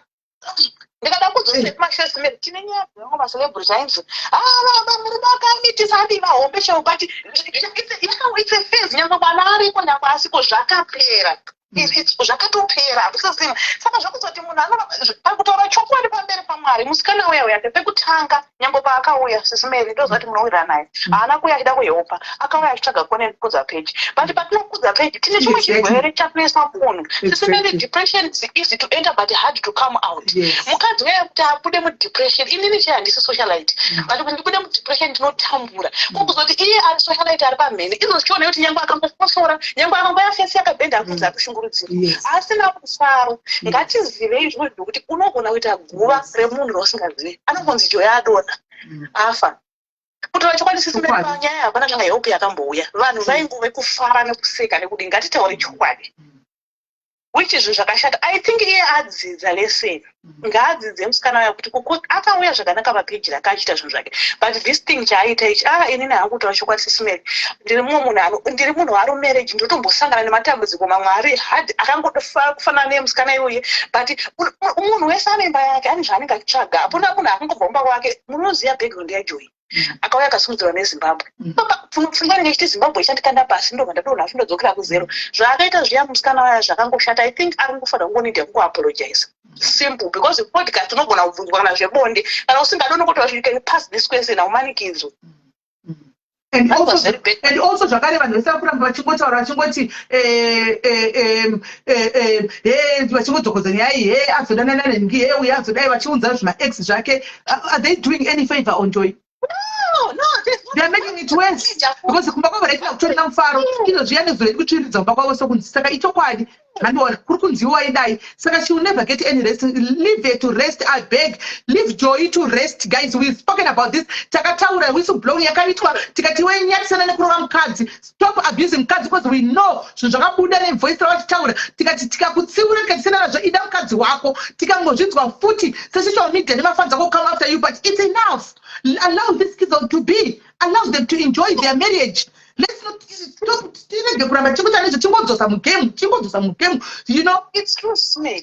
Unoziva kupapa akaita mamessage kwangu kwakangofanana neni nhasi panapa ndikarohwa nemurume kana ndikatadzwa nemurume ndinomhanya kuhama dzese ndigoni uri honest vauzoti murume akashata akati mangwana munozona katadzokana nemurume wangu ndichiudzana kuti paya paita amulavi denda kungotsenga mukanu ndo zvakangofana akanga apererwa akatega ndisoma but ana kuziva kuti ana kuziva kwokutizira ndo kwaakatadza kuziva ana kuziva kuti atizira kumunhu atomunyangira imagine munoziva kuti funga kuti pakataurwa kunzi kuzoona marodhi abuda ngamboshewa nekugreen nekunanyaya mavhuvhu ndokundoti hazvina zvanga zvekondeni mama kutsvaga kondeni wai vanhu vachidaro inongofunga kuti vanhu ngatingodzidza kuremekedza umwe munhu vana vaya vachiri vana vadiki zvokuti kubva tada kuvadonhenza havana mari yacho yafita ikaonda ita asitokuda kana kuishandisa asi kuziva zvekuita nayo vari kungoramba vachitongo vasina chavari kuita.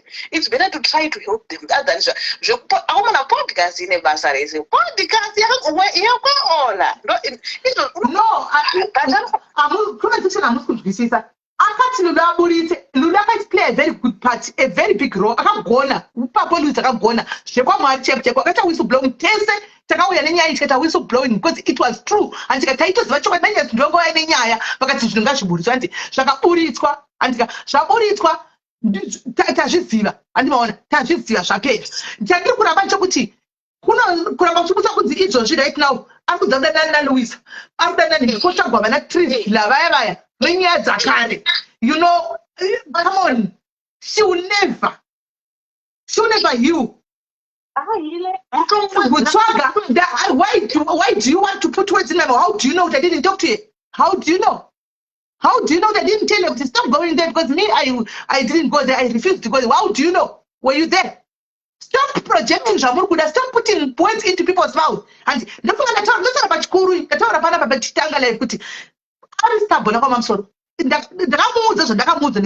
Ndakamudza andisika ndikati okay aungakwanisa andisika kuti uzoudza munhu noti munhu mukuru angadi kuramba chiudzigwa zvekuita but akatodzidza. She has learned from what is happening and what has happened.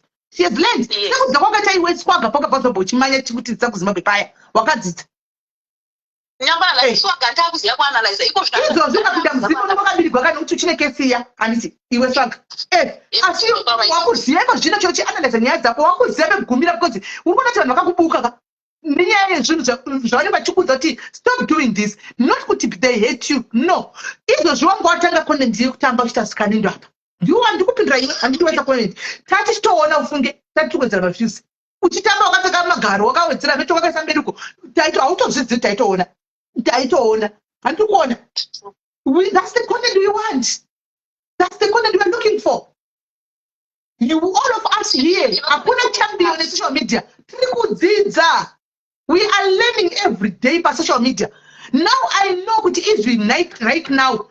Ndikatika kutukana nemunhu andifinde kabata mbereko womunhu andifinde kabata mwana wemunhu andwana ndinodzidza opa nema experience enyu iwayo. Saka mese hamusi vatsvene, mese hakusi mudezi including me tese handika asi chikaramba ndechekuti iwe into zvaichikutsiura neyekuti Luza pakuda nemabheni 10 iwe uchida nemabheni 10 kana kuti family kwenyu kwandida nemabheni 10 iyo ndo isingabudi haibudi. Pensa kona utipe vanhu aiwa inini ndo zvandongoti vasisimeli kuti tichadzidza hedu chicontent nesiri content izvozvo ndo tichadzidza leseni. Mukaona akauya akakumbira regero zvaiti zvinenge zvaitika the next person vanhu vachadzidza ende zvakanaka whistleblowing ainomboshanda but kana yadaiso manje yakutonge kana yakutonge nekapumoka mukati inenge isanakidzi but andongoti Swaga ari kugwana Luisa anenge ari kurwa ndiziva but anenge ari kugwana Luisa Swaga. So achigwana Luisa Swaga zvakanaka kuti mugwe Swaga because entertainment yakanaka asi kuti kana muchida kugwa chigwai kumapeji kwenyu kuitira kuti nochimukati ukanyora comment pane ndinodaira nopa platform handisi pangu ndiri kuita live ndini comment ndikatosangana nayo ndotoiona ndinodaira igwai tuone entertainment asi iwe ukabaya kwako Luisa wacho ubayawo kwake nokuti kupushana mapeji pachenyu kupushana manumbers pachenyu iwona Luisa mukatanga fight kupushana manumbers we know that and vanhu kuti Swaga atanga here momanya kwaSwaga achipedza Luisa atanga here but it's entertainment. So iwawe na Luisa munorwa fight yenyu it's not personal. We know that it's not personal. Murukudza mapeji it's about engagement. I know that for a fact. Saka zvona atipindiri but ukazotesa kuti wakuda kuinvolve nini muhondo dzako naye kuti imimi mapakaenda makadi kuzoti asenda ku podcast andiona kokana ndakatoona podcast flyer podcast seweneni tango ruona oratovepo kudhara yatoitwa how do you know pomwe tangoonekana tese anzira handisi kuiona iri kupi kole yako ukana takaonerana pamwe chete okay ndaiona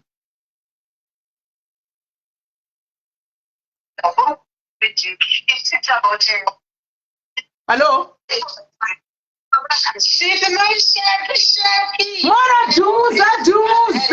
Dumuza wekukana wechikafu Dumuza, how are you? Ngatimbona commercial break makaniko madiaries kosisi maishaki makaniko ziripo zvangu shamwari mushonga wakanitumira kauya wechibhoyi FC yawo manasana ndaitaika kuti nditumire zvimwe kwakuzosundisa mwana wamai vekudaro aiwa wakanga iwe kana uchituka komoko unogozotuka bankure unozotusana bankuru wako vanotsinga vachitaridza FC yakuzowaitaya vasoti iwezve vanyatorwa chaipo chaipo manje unosvika andozoona manje unoda kusvonesa hakwashuwa kuita masipo kusvonesa nezvinhu zvechokwadi kwete zvekuinebaka aiwa kamukasoti waimani makandituko mukataika pasina gurubha ndikatirega miyakodira panonaka chaipo ende wakabata panonaka wakabata nekuti vanhu vakatobhiliva unoziva vanhu vakatobhiliva vakati hepsi ndakaona kune ghosti rakanga rakanzi hepsi yadhuve ndakaoma nokusaka ndakuputika so reka hepsi ndakafanira kuseka dhiwi saka vanhu vakabata panonaka hai unoziva kuti paya kakungotara I didn't see that one coming you know wakandirova unoziva kuti nini ndisemunhu aifamba newe soka ndeiziva kuti hatina nyaya dzidhipu dziri personal dzangu dzatinotaura naudika saka pandakachallenge paisipuri saka I was very sure I didn't wakandirigira street wise aiwa wakandirigira yemustreet chaiyo paIS ndoya wakanditamba yekubhawa chaiyo ndoya wakanditamba tafane mahure etiyoonivesi chokwadi shuwa wakandigadzira sai but ivo asi Dumza inini ndakadzitamba nemahure echoonvisi ndikati ndiri kufamba nemunini wangu zve kuti dzinonzi hure munhu ko munhu achinje here munhu anochinja rega ndifambe nehure racho richinje iwo ndita chihure chacho futi chocho wandita chihure chocho futi aiwa kana seakana ndakada kuregerera pakoyo kakundaregerera pa showed remorse and I forgave you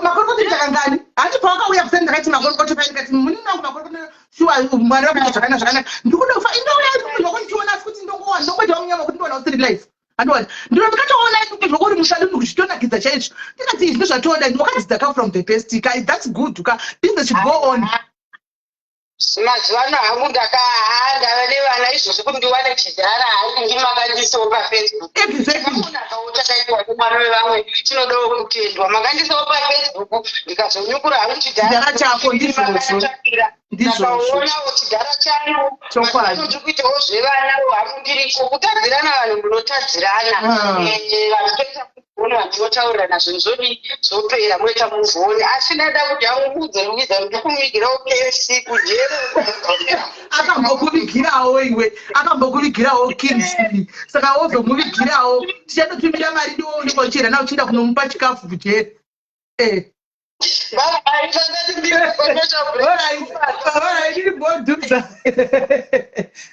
zvakaoma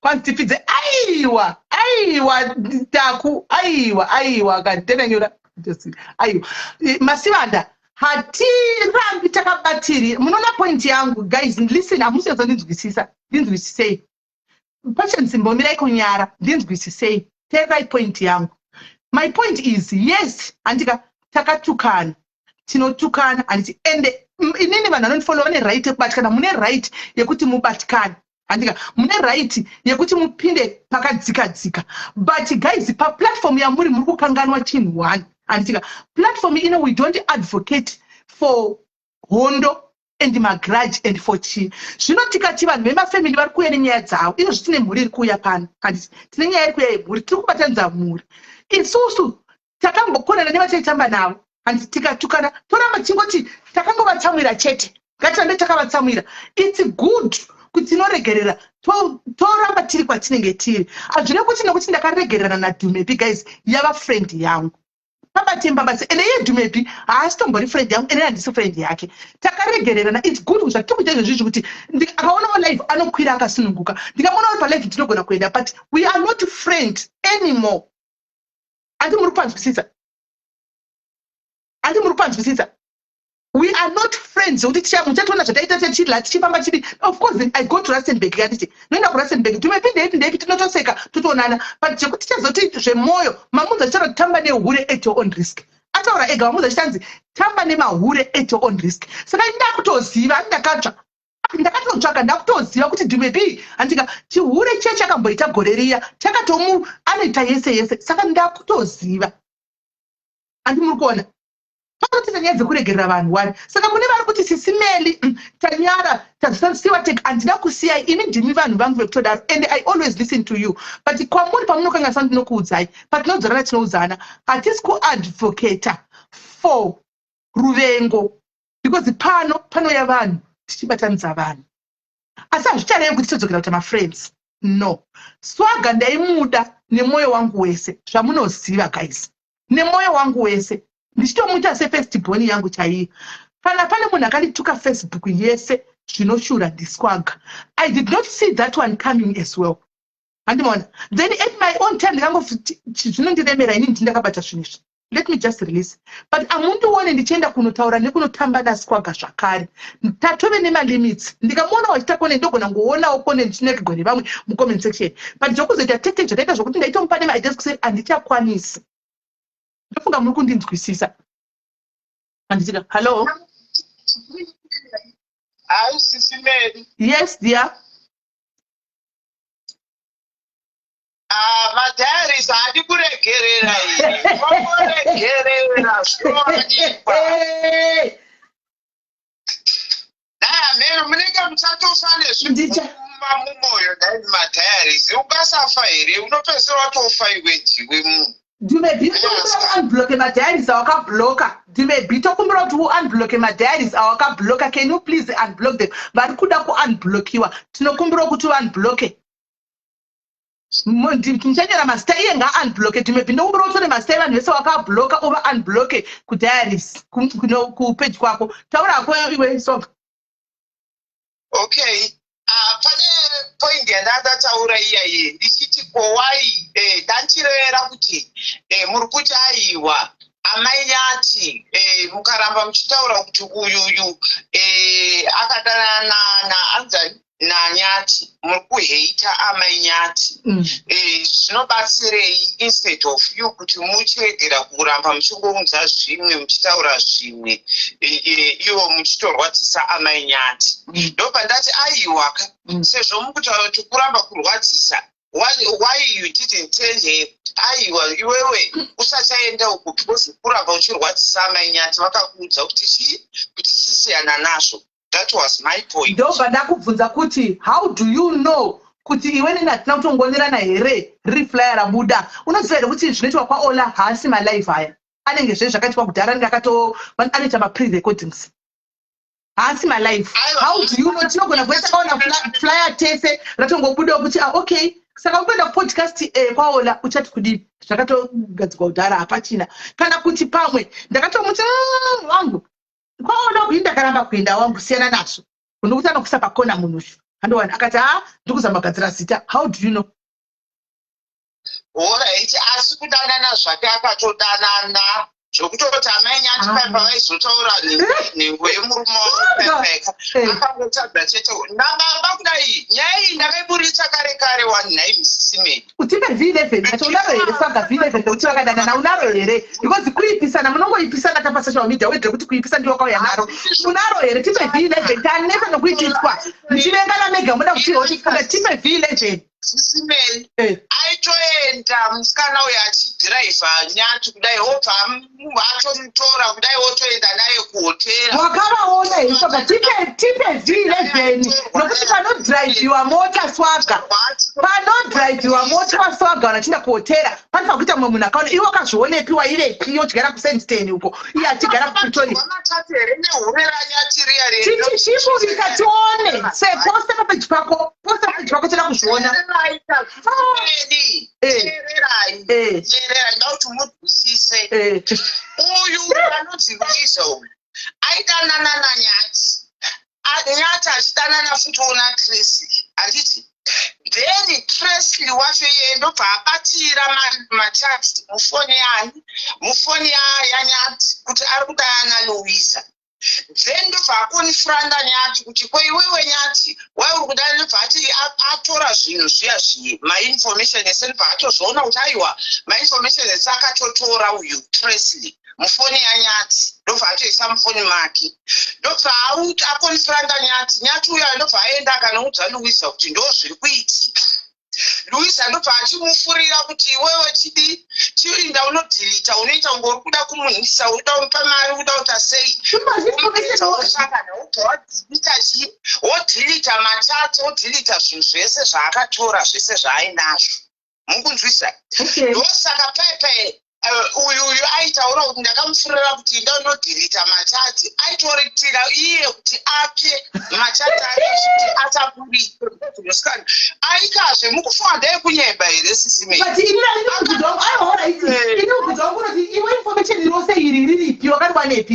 Where did you get kuti pakazodakazokudhara kuti hanzi because iko zvino sisimeri zvakabudzwa kudhara mazuva aya Tracy aya pakambonetsa nhau yaNyati pepe. Ndobva ndafonera chikomba chaTracy. Iwewe chikomba chaTracy ndobva chataura kuti zveshuwa ichokwadi ndakazvibata. Ndobva nhamba dzaTracy ndobva achibuda achitaura kuti aiwa naiyewo Luisa arikuda kungonyepera kuzungairana asi andoziva kuti aidana nawo futi naNyati. Hazvisi zvekunyeba sisimeni ngaarambe kaLuisa wacho. Akatonyengwa zvokunyengwa zviya makatoita malive paFacebook ini makatoita malive paFacebook makatokanda mavhiri venesaya ndakazvikuritsa wari paFacebook sisimei saka zviripo kazviripi soka chimboita ziri chimbozvidzosa ndakazvikuritsa wari aiwa chimbozvidzosa uchioni chimbozvidzosawo chioni iwe kana zviri papeji zvidzose handisi kukunyeberai ndosaka pepe ndanji kuti aiwa sisimeni iyi nyaya ndeyechokwadi haisi yekunyeba. Luisa akatonyengwa zvokutonyengwa zvese zvaari kuita ibitterness yekuruza murume angafunga kuti ari kutonotorera amai Nyati chinzvinga achinyembera kuti ari kuvada imamoni bitterness yacho kuti bitterness pane zvakaitika. Aiwa atingadi kukupikisa swaga nokuti handina kuzviona pamwe unawo mavhiri 11 ina ndingadi kukupikisa hangu nokuti pamwe unazvo chidzosa chataka dzosa swaga dzosa tione tione mavhiri 11 pamwe kudarika tikamanya muti paitaura kuti ndoita zvemabhente nainyepe aitotaura chokwadi. aiwa zvokuti aigona kutakira bhenteni kapati hatizozivi edu pabhenteni acho angaitawo zvananyati vane Nyati here waifamba naye hatizozivi tichaona waburitsa tione swaga iko zvino wakuchidzoka mugemu tiburitsa tichiona nokuti vandisvada kuona akanyatoti kuti ndovake hamuna kudya here chidescribwa ndovake chaivo aiwa pana chakaipa toga chidzosa iwe tichiona kareba kudai dzakanyatotesverera ndovanoda saka ipapo anga awana saidhi yake ndosaka ari bhita zvisingaite because hanzi yenyu yacho wacho anouya zvokuuya zviya zvi. Saka wakazviwanani izvozvo? Aikazve ndokukuudzai kanti Tracy aitaura here kuti munhu imam nakona kupenga kwaita Tracy ndokuri kungoita Luisa futi. Hamusi kuona kuti pane bitterness apa sisimeni. Let's just wait and see. Kubva kwauri iwewe kana wakanda tichiona ina ndingazonyarawo mangwana kuchinzi V11 rokunisiwa ina ndikakuona tichipawo mavh11 tione shuwa nokuti hapana kazokuita mavh11 zvaukuudza shamwari kavana uziva kuti vari kutotaurira munhu ari kutoziva chibve tikarita mavh11 swaga because ticharamba tichingonyora kuti swaga mavh11 aya titsvaga tichizoona chiita tione tizoona chiita tizoona Alright, swaga. Alright, tigai tigoona manhikira achauya. Uyu Samoni tiswaga. Okoyone Samoni. Social media, guys. Amen. Hello, Kola. Nurse Mary. Yes, how are you? Ndiripo. Ndachida kutongoti. Dai Louise akadanana Nyati. Do you think kuti should have guts? Dzekuti aburitse zvakaburitsa izvozvo. Aiwa, tina kupusa hedu atina kupusa hedu toziva hedu but atingarambi toda kuona mavhile takamira mavhile anza kukandwa tichaona mavhile ngotaurawo zvavo they are shifting from the whole story yekuti ndosaka maabusers akawanda achiita get away with the story because now the whole issue yakushifta. Yes, akakanganisa ake kuzoenda papodcast and stuff achiburitsa zvimwe zvinhu maquestions aifanira kudodja. I know munese anoita mistakes, no one is perfect, but the whole issue imwe zvese izvo zvekuti Nyati is being abused and so forth, mufungoti even up to now kuti vachiri vakatogara mushe nezvese zviri kuitika vanotorora zvakanaka nestress havanotorora zvakanaka ende nawo tadzokwa kwatove neiya dzoka zvemudaro yakupisa Louise aka idombo atidi kukuona kana pasocial media itombogara kuzhe uko umbosovha nyaya idzi umbosovha nyaya idzi Nyati taurira naye kuseri ndimunoziva isi chokwadi chakungoti hatichahwisisi tongotomira kuona imbototi zii uri pauri kokoko chokwadi because mungaramba muchiwedzera mai ava chokwadi I feel for joy now. This is too much.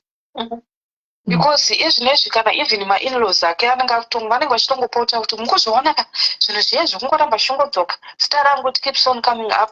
Saka this woman, she's going through a lot, to be honest. Vangataura will pretend as if everything is okay, vangabude vachikisana and all, but behind the scenes I bet you a lot is going on. A lot is going on. Aiwa mavhile ati ndinawo saka ndakaposta page pangu saka chaposta page achidelitiki zvechiripo anongonotora kapa akaposta papa odzosa machats anobika. We are not great too. Aiwa mari saka ndiba tinomaona tinomabata hatomasiva tinomaona rega yauye akati ndakaposta kandaitoti nazvakazviposta saka zvinhu zvakapostwa zvinenge zviripo haisi live inodzidzwa nasukaka anditika zviripo saka anogonodzura paipa akanyora mavhile 11 atiri kubvunzai omati aya mavhile 11 aya tonyaraiswa naTisimeri. Let's wait until then. Zvimwe sengori bluff yauri kungotaura vakuda kutongoipisawo zvavo Louise vatowana pekumubatira, otherwise to be honest zvekuti akadanana naNyati nini handisi kuzvibelieve. I do not think so. So ndozvinotongotaura. Yeah, right. Thank you very much Kola. Hi. Yeah, pakaipa guys, tikadai mocha ndinodownloada dollar ndati 10 mani ngikiri ma 20 pounds kuinbox kwangu 10 ma 20 pounds kuinbox kwangu ya zvaka pakaipa hapana kumira mushe pakaipa right. Ndakwenda kumarondera nyaya dziri panoka zvako zvinoizvi ari kuramba ichingopisa kuda kuti tikati tipinde pane dzimwe tatati tichitanga kutopedza nayo izvi handiti zvino handichazivi. Alright, munoziva mira ndikudzai guys ndikukorektai chimwe chinhu 1 izvi zvamuri kuti hanzi bitterness akanyanyisa pana Louise aka hamusi kuona zvaiitika guys. You should know masocialites by now. Handitika I don't think that was bitterness. Anga ave kutonakirwa anga yatoriwo game rekuti akudze page muri kuona. So nyaya yaipisa ndiyo yanga iri pastikeni. So akaramba akadzanya imi aitoziva kuti mafans imimi ave kwaBuffalo muchauya uku hanimaona mauya uku muchagarira pa muchiti muri kudefenda ndo game raitoita iroro handifungi kuti zvanga zvine bitterness though hanimaona but akanga achitoziva aitokuda kuitisai kuti muchagarira apa maitoitiswa mogara edese chokwadi hanimaona aikudza page. She was a bitterness haana but aikudza page handisimaona ndo zvachokwadi chaitika but pakukudza page apa it went wrong hanimaona pakukudza page rake apa it went wrong because remember munhu ndaitokuudza ndikati unoziva chichi yave time yekuti utsvaga maadverts now you have to start no advertising uchiita mari dzako uchidai handika but aishingira kuti ndoda kuudza page rangu risvike pa100k hanimaona. So pakutsika panyaya aiziva kuti nyaya iyi iri kupisa zvakafanira kuita nyaya iri kupisa guys ndikamhanya nayo stereki munhu wese anogarira pano achida kunzwa update yenyaya iyoyo anobva tofollowa page. Inyaya yekungoti aingoda kukudza page rake guys handifungi kuti zvine bitterness zvina bitterness mukati but in doing that handimaona ndo zvapakanganisika ipapo because zvakazosvika manje zvakubata vamwe zvatokanganisa like kumba kwavo ikoko zvatokanganisika handi munoona ndo patoita era ipapo. Ndo pandokureva kuti ndo patoitika era dzachona ipapo kachingwa cheu ndo patozi pakazoitika era ipapo. Anomaona but kutaura chokwadi zvokuti bitterness chaichai handifungi kuti anga bitterness but kungoti I don't know handizozivi but anyway regai tizoona wede kuti bitterness hatinochesa but I don't think kuti hadzina chidamdam kudza page nenyaya yesiki no izvi handi zvakazobuda kupodcast here chidamdam ndokwa zvakazobudira ndozvandikureva kuti chidamdam iwe uri socialite wangu mangwana the same thing ulepe utofanira kuziva hanzvadzi gembe repasocial media handika iwe chidamdam ndakatombokudza kuinbox ndikati ukapusa social media unoitiswa. You remember ndichiudza mashoko iwayo? You remember me telling you those words chidamdam ango uri socialite kazhinji zvakadai semangwana chinotomuka chiri kwako. The same people will be saying the same thing. Unongoita mistake kudai mistake uchifunga kuti ndiri right direction unongochedza kutaura kudai so zvinokunamatira wangu isocial media usakangana kuti people are loyal to entertainment anokanganisa and we are all learning tatodzidza takutoziva ini ndikai podcast handindi kupodcast ndakaranda zvirambira kuti handitsikiko ndakangotoenda kuzimbabwe ndikati yewe zvemapodcast ise no because muromo unotsvedza unosvika unobvunza havambokubvunza they don't want to know anything about you kumapodcast uku honestly speaking they don't want to know who is Simeli vanoita nezveindakazo havanei newe vari kuda nyaya dzawakambobata vari kuda vanhu vawakambotukana navo vada kubvunza nezve unonosvika nomuromo unonotsvedza yatove nyaya ani muri kuona that's why I said no zvokuti dai anga akangoziva iye kuti chii chinoitika podcast she was supposed to just say no ongoita zvanga achitapidwa kuti chikokura chinda zvakadaro ini ndakazvirambira because ndakaziva kuti ndinonochomoka havanaende kuziva about me they want to know about vanhu vese ndakakonana navo isi takatokanga mambo takatoregerana munotanga futi kuti wani akubvunza wotsveruka kutaura handisi kufuridzira gari nditaura chokwadi garikai handiwana pangokanganisika ipapo chete kupodcast dai akaziva takutotaura itori correction dai akangoziva ipapo chete kuti ndo zvainobuda inobvunza kadai she could have said no simple but anga asikatoziviwa how this podcast operate and she did not know again kuti zvinhu zvakadai uchizvitaura handiwana zvinogona kusvitsa papi ndo chokwadi chiripo hapana kungofuridzana kuti but ndo chokwadi kuti dai akanga achitoziva ingadai asina kuenda kana kuti angosvika kuti izvi zvamuri kundibvunza izvi no ask me about anything else izvi zvino handisimeni miludzwa muri kumurwira handisi kumurwira ndikutaura chokwadi ndipani pandamurwira ndikutaura chokwadi ndikutaura zvandiri kungoona ndingoanalyze zvandiri kuona but obviously hapangasicheka vanhu kuti muri kumurwira hapangazoshayikwi ina nditaura kuti kutodzidza nditaura vangu kuti ngaainde kujeri ndataura vangu kuti ngaasungwe ngaainde kujeri inga ndataura vangu kuti kujeri ngaainde tichatumira kokokora ariko ngaainde ndiko kuti anyatsodzidzawo zvakaita dhumza inga ndataura wani saka ndakuzirira papi ndataura wangu kuti jeri rake rakamumirira handisika opuwa 6 months dzake kana 3 months dzake oenda ikokoko tonhingirira totenga chingwa mabhanzi nechii totumira ikoko ozonyatsa kuenda hospitari mukati ndamutaura wani ndo pachimati kutaura faith kuti everything is not okay havakambopostine kuti it's not okay hakunotomira zvakanaka kumba kwako kotoda vanhu vakuru kuti vapindire vekumba kwacho kuhamba dzachona dzigadzirise vadzoke mugemu ravo vaite content yavo semaitura vangu vachita izvi zvatodarika izvi handitika izvi zvatodarika izvi achapiwa kamaijeden obvious achapiwa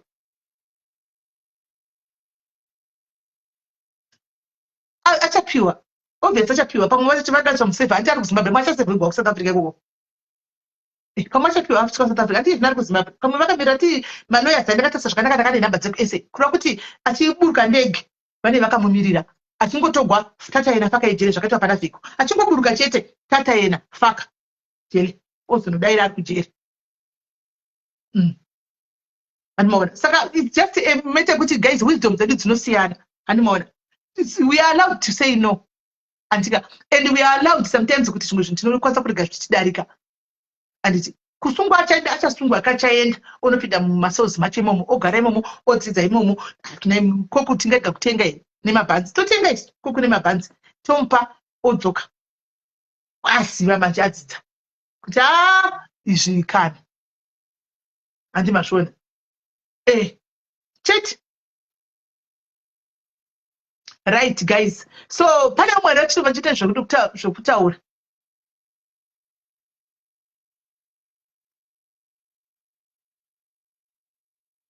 Hanzi ngasingopinde ari kuenda mujeri ati vakamumirira vakatomumirira achingoburuka ari kutosungwa otokandwa mujeri achingoburuka ari kutongosungwa otokandwa.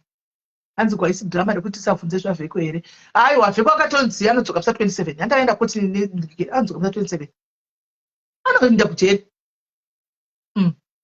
Hanzi kwakasasungwa still chira kasasungwa tisati tiziviwo kuti zvinenge hande pamwe vanenge vataurirana handiwana pamwe vanenge vataurirana hatizozivi handi kana kasasungwawo tisati kufanira kuti asunge kaisu asi kuti kana zvinhu zvaitika tingagodi kana asina kusungwa futi still zvakangonaka asadzidza still adzidza still handiti. Hello. Yes chidamdam mushe kusime ndirayitika njani mushe ya ndingati ndine umwe muono wandinawo panyaya iyi. Okay. Louisa paakatora danho rekutaura nyaya yananyati ndofunga tese vanhu takanga tiriko buritsa Louisa tibatsire mainyati vabude musituation yavari. Louisa buritsa hakuna kana umwe chete zvaro akati tachaburitsa vanhu takanga tichingoti buritsa because the intention to save mainyati during the process yekuita izvozvozvo pazoita now pane mistake yekuti pane zvabuda zvanga zvisingafaniri kubuda. The intention what to help this woman ari muabuse mainyati because vanhu tese takanga tocomplaina mainyati sure kunyanga pamapicture pamavideos vanenge vachingooneka kuti she's not happy munhu wese anga achingodaro but ndaakuona kuti macomments wayo nawo akuita achita mashoma ekumira naLouisa akuita achita mashoma akuita against ndo akuita achiwanda. It's like now social media is like a wave yekuti paunouya uine muono kuti toda kubatsira munhu everyone anenge achikusapota muchienda makadai zvakunotena. It's like vanhu vazhinji futi vanobva vatena against you. It's now a wave yakudzokera backwards against iwewe handizva, which is very bad because I know that kuti pakaitika mistake. I agree with you that kuti pakaitika mistake munhu wese tiri kuzviona kuti pakaitika mistake but ngatirege kuita kuti yava mhosva yekuti zvaitikirei. Munhu wese anogona ngoita mistake imi munoita mistake zvinhu zvaitika mukuda kubatsira umwe munhu handitika mukuda kubatsira. Yes we all know kuti muchiita mamistakes iwayo semabloggers takawanda unogona kuzviita in a way yekuti uri kuburitsa nyaya but seblogger unoishandisawo pakunge uchizvikudza but at the same time uchiita mistake. Murikuona patizoitika exactly now you understand. ngatichipirai pamistake yekuti chiti Louisa onaka pakubatsira kwatiri kuita mainyati ona apa pashamari apa imistake muri kuona tiri kutaurirana haisiri nyaya yekuti wewe uda kuzvita akapenga kana kuti ona this is a mistake yawaita iyi. Chiregera sanenge imwe statement yakafanana imwe statement yaitiko paakavhunzwa akatiko vakada kuzodaiso ndinogona kuzoburitsa zvimwe zvandinazvo but takawirirana hedu kuti handichaburitse. No, that was wrong because it looks like anga amathreats manje kuti akuathreatena inenge yablackmailing.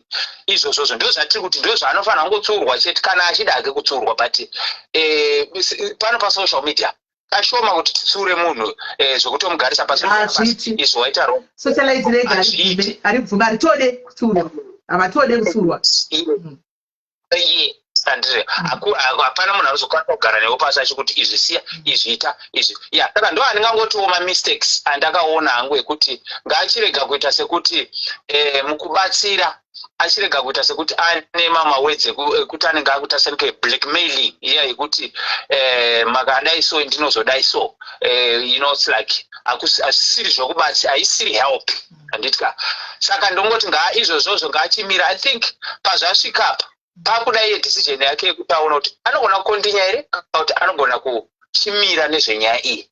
But koita nyaya kunzi kudanana iyo nyaya yekudanana naNyati inini hangu kutaura chokwadi handizozivi, but handifunge kuti pakaitika chinhu chakaita saichocho. Maonero angu unless kana pazobudawo zvapo mavhiri 11 years munhu arambirwe but iwe unenge une maonero ako ekuti izvi zvakadai sokuti zvakaitika. I don't think so. Unenge watoonawo kana pakazenge pazobudawo hapo unozongoti ndandaona zvisiri izvo kuti but umwe nomwe maonero ake kuona kuti izvi I don't think kuti vakadanana. Yes, inini hangu I don't think kuti pane zvekudanana apa. Saka yes, ndo maonero angu sisimeli. Ndingori munhu ari pakati nepakati. I'm not blaming anyone or whatever, but ndine munhu one ndikati I'm not blaming anyone ndinganyepe. Ndine munhu one wandiri kublame Nyati, because Nyati ndiatitsa tese patiri apa. Pasina ma-mistakes aNyati ekunge achiabuse achiita se tingadai tisiri patiri nhasi. Saka inini hangu blame yangu kunyanyanya it goes to Nyati. Ndapedza. Right. And also, socialite mimi mtu alipopana pakudai. I am repeating again in case magamusipo. Handitika. Louisa, I know you are going to wanga chimbori mokana tuwazoenda because ndambenge ndo tsikisa ogejo. Handitika. Asi why ndachitamba public anko because atizo ndizvo kuzonzi vakazodai munozati kana ndikaonekwa ndichitamba platform kwenye stereka kunobva kwanzi chidamdama nowira kasimeni. Kana kuti ndakasvika ku Port Elizabeth. Ndikati uchabda ndiri arera maboka uye tikaonekwa chidya kana lunch test kunobva kwanzi vanga vachitonyeya chero pasina chinenge chitika watodla handitika zvinove zvakuita kuti zvitaurike. Toda kuti ndizotaura kuseri makuita nyaya dzendo ino chikutsura kuseri pasocialite kusukwa imi munozviziva. Asi ndatichirega nditaure palive panapa munhu wese akateerera munhu sachinzwa. Louisa, stop.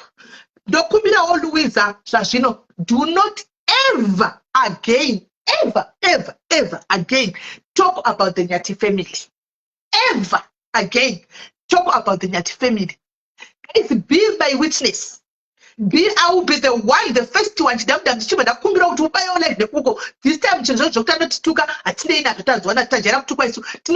life.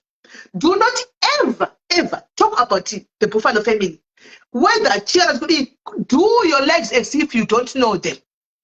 It as if you have never met them. Can I win anything? Please kindly delete.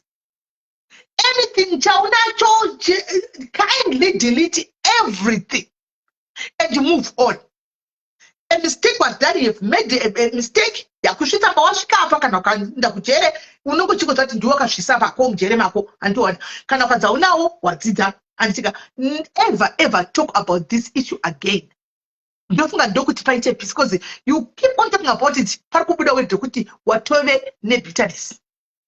Asi ukanga wauya zvakanaka uchibata and you raise a whistleblowing. Stop talking about them. But you don't you are not allowed to analyze it. Don't regard to analyze it. So don't look at you where you are today. Yeah, it's okay. Inengangoda ngokuti ndiwedzere shoma panyaya ye-podcast because mambo pabata yini muchitaura kuti da panyaya dzimwe dzinongadai akati ndichazivi. Yes, ichokwadi. Muri kuona zvinhu zvakuitika kuna Louisa ndo zvinhu zvakaitika manje recently pana Swaga. Swaga ICT taura zvakaipa achitituka tese mimi nese asina kuenda kupodcast akazoenda kuchipodcast icho chokumusha chekupenga iyi mhepo ndo pakatosuka mhepo dzaswa. I don't know panyaya dzemapodcast idzozi. I think ndosaka manzwa ndichiramba anko kuti havasi in position yekuti vatsure because vakafanana kuti vatsure Louisa vakafanana kuti atsure Louisa Kechina Swaga havangakwanisi because everything that is done vanosvita hapana chavakakwanisa kuti vatsure Louisa because vangori same boat. Alright, inini hangu chandingada kutaura panyaya dzemapodcast ndechekungoti munhu kana uchienda kupodcast a personal think kuti ngoenda uchitaura panyaya dzako iwewe zvaunoita muupenyu wako zvaunofarira nyaya dzakamboitika mulife mako dzakakanganwe makuriro ako something like that because podcast ka sanike ya DJ Ola yaya ndakatomboisa chipost muone nyaya mhepo dzisati dzatosumuka ndakatoita post ndichiti DJ Ola musoro unenge wohwiza waivhunza nyaya dzezvirwere zvevanhu. It's like podcast ya Ola tomboiona ine maministers enyika toiona saka it means even president vanogona kunge vakatomboteererawo nyaya dzakaita saidzodzo saka zvinhu zvandaitarisira kuti zvaisafanira kutaurika in that level malevels asiyana. Munoti damburana zvedu tiri kuno kuzasi nana Louisa nana Siwaga nani chichi tiri kumapages edu zvasiyana manje nekuti ndozosumuka ndakuenda palevel yepodcast ndakunotaura nyaya dzakaita saidzodzo ndopandaona pabva pasumuka mhepo. Andinoona kuti mhepo dzasina kumbosumuka nguva yese yanga isina kumboenda Louisa kupodcast. Pakangobva kupodcast mhepo dzabva dzasumuka. Same applies kunyaya yaSwaga. Pakangobva Swaga kupodcast mhepo dzakabva dzamusumukira everyone akatanga kumubhasha. Zvakazoenda as if nyaya dzakanga dzatanga. Inyaya yekuti nyaya manje waitora to the next level yekuti vanhu vakuconsider kuti nyaya yaserious manje like iyo yeurwere vanhu ndipo vaona kuti nyika yese yakuzviziva something but I want to ask you Uncle before you go, what is the difference in podcast nema live atinoita? What is the difference? Because I've been having a live here in 1.3 andika umanta ma live sometimes inenge sona vanhu 3000 ku podcast kwacho pamwe pacho panenge patori nevanhu kana 2000. What is the difference? Alright, the difference is vanhu vanoteerera malive edu isusuwo vamwe isisime ndisinganyanya kutaura inyu munonyanya kubatwa dzimwe nyaya dzechokwadi chichi malive edu isusu anotaura nyaya dzisiri verified zhinji tingangoni 95% yenyaya dzatinonyanya kuita isusu.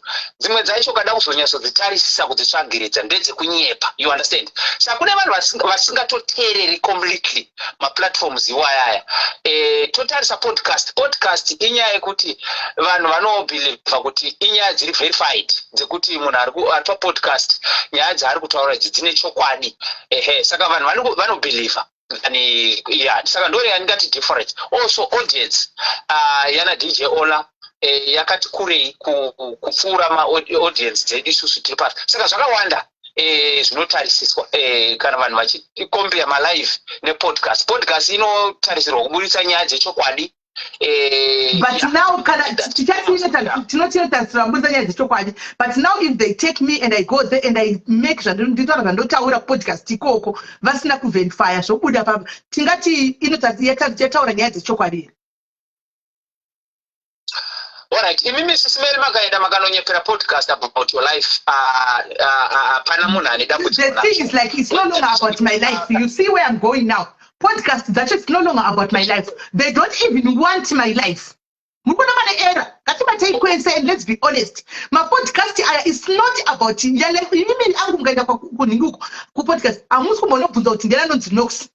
Uno wakakurira kupi wakadza kutoka avane ine izvozvo. Vanenge vaona kubvuma wapiwa invite yayo wakangoti yes. Antra kutoenda papeja kunodzita kuti wakangotukana nani. Matukanira makatsa mimi na David. Muchanobvunzwa kuti maitukana na David chichaitika. Maitukana na Louisa musakati makambotukana na Sisimeri chichaitika. Pakamakaita nyaya dzadhumepi. Ndo nyaya dzinonotaura podcast. Hani muri kuona. So whatever zvamuchataura ikoko it won't be verified navo. But the podcast yenyika kaitotaura kuti inenge yana noremekedzwa. Mukona saka tumitwa podcast nemalive edu hazvina kusiyana zvakafanana as long as vari kungounza vanhu vakafanana nesu vana Sisimeri pasina chiri verified kuti nzi uyai kuno mune kunotaura mutaure mudi mapodcast ndeeguwa ukaenda kupodcast even yekusouth Africa animaona the biggest podcast yekuSAI animaona vanotaura nyaya dzevanhu malawsuits after lawsuits because vanenge vaitwa makuhwa ipapo zvinhu zvanenge vachitaura zvinenge zvisiri verified. So pane era. Number 2, tidamdam. Sinakuti kuti panyaya yepodcast antimaona. Ndaona vachita podcast yavo nhasi. Vaina anonzi taurai kundishaya weSANU PF. Podcast iyo ndaona ine vanhu 700. Vanga vachiona. Andika kunomboenda kwakabhoida namudiwa kuti kuenda maminista ine kune vanhu kana 200. Pakaita ivo masocialites isusu echinherera patinobvunza nyaya dzevanhu panenge pane vanhu 7000. So on the other hand, would we blame them because vari kutsvaga kurarama naivo chingwa chavo kuti mari yedu iri kubuda uku kune makuhwa kunyaya dzevanhu ndoshandisa kana ndishandise nyaya dzevanhu because ndo vatinogadzira kunyaya dzechokwense podcast iri kutaurwa makuhwa inenge ine vanhu 9000 pakauya munhu minista kunzi aimutauri nezvekwaka kwenyika panenge pana 200 still podcast tingavashora here because ndokune chingwa chavo ndokuri kubuda more money toti kudi apa balance of probability chairi kumira zvakanaka.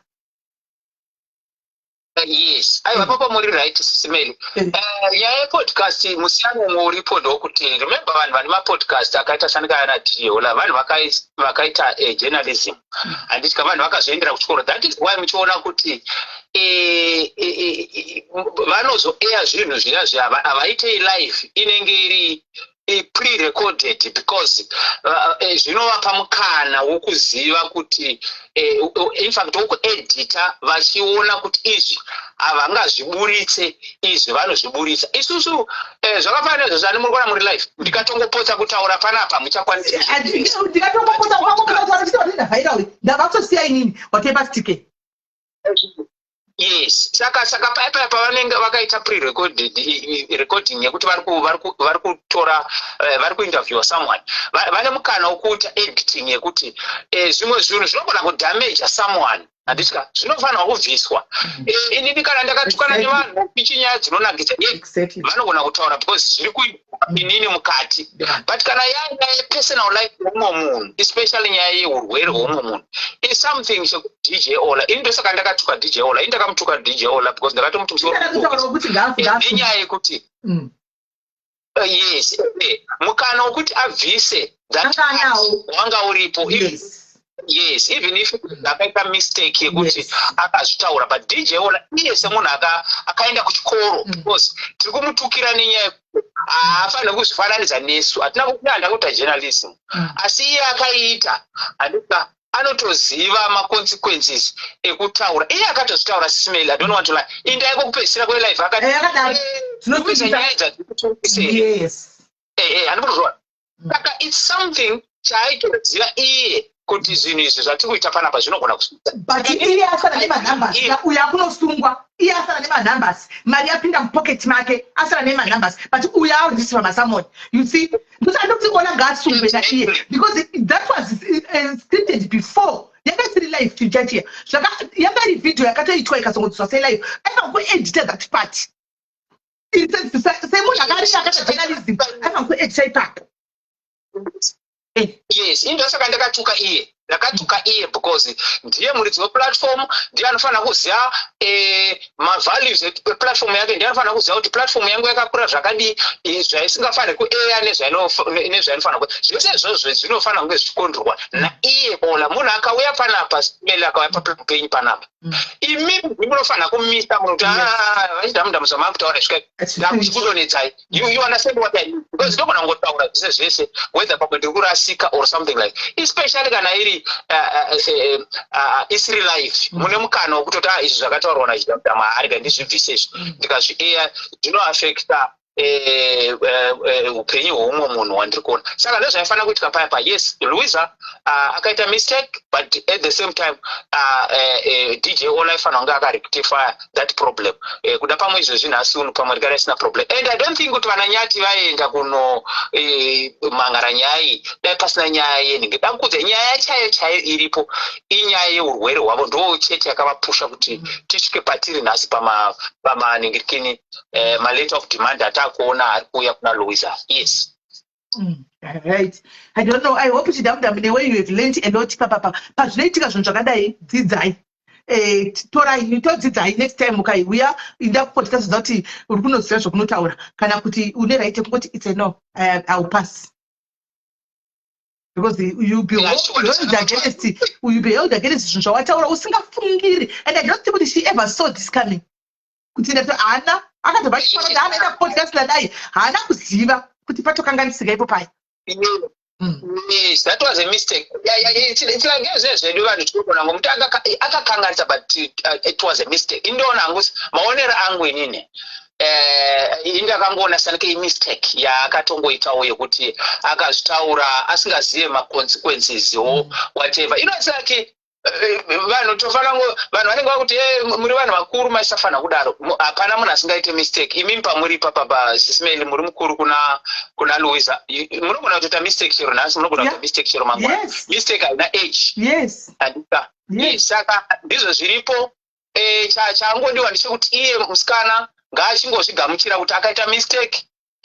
It's up to her kuti azive kuti anoita sei. Hatingamuudzire hedu semunhu mukuru. Ari kuti hanzizo Louisa conducted Ola. All right. Kumota ungazvi-understand. I really understand.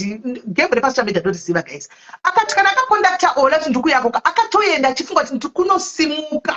Andiona, it's a chance yekuti ndionekwewo nenyika yeZimbabwe.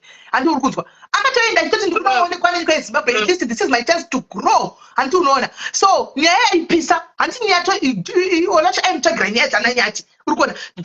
That was the first era yakaitika iyoyo. Kwaari haana kuzviona kuti zvinogona kumupinza pasvika. Akafunga kuti ndasvika nguva yekuti ndakunosimuka sai mbona nepage riri kuzama kusimuka. Handika ndakunosimuka manje ndobva ndaputika.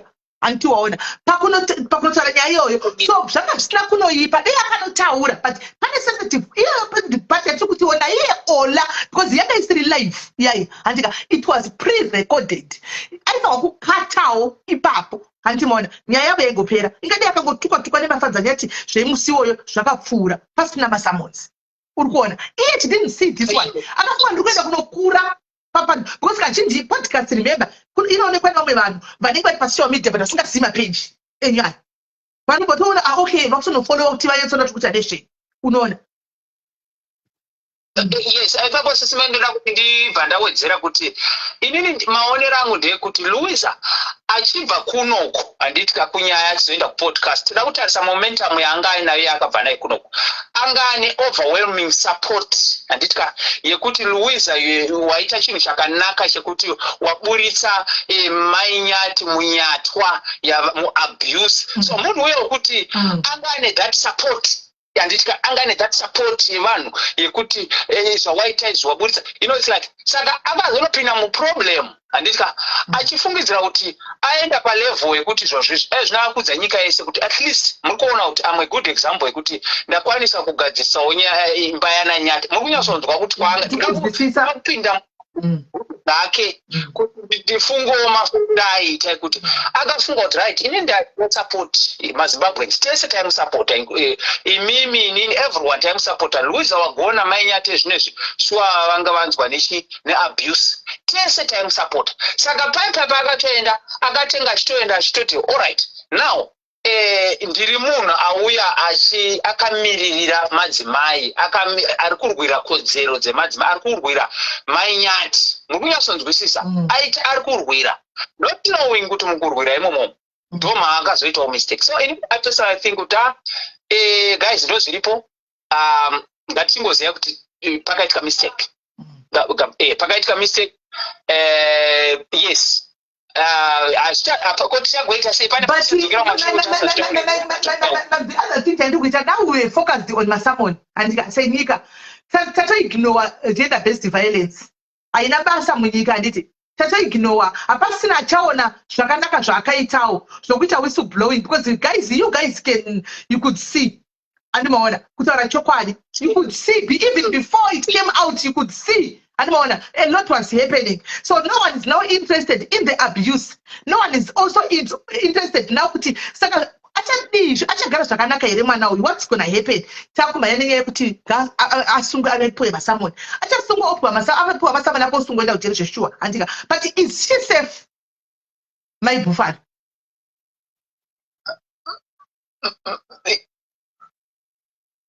ndichiri kuzwika tiri kunzwa Oh, okay.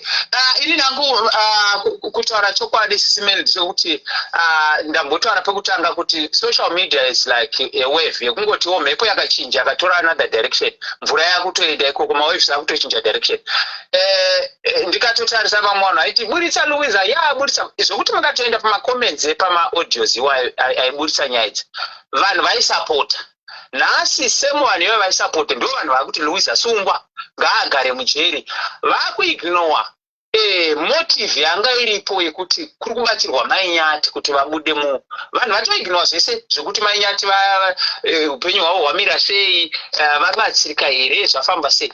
And also the Nyati family womuri kuona kuti yakutosungisa futi nhengerikeni Louisa zvokutoti I don't know hangu kuti nyaya yacho ingataurwe sei, but kutaura chokwadi ndekokutiko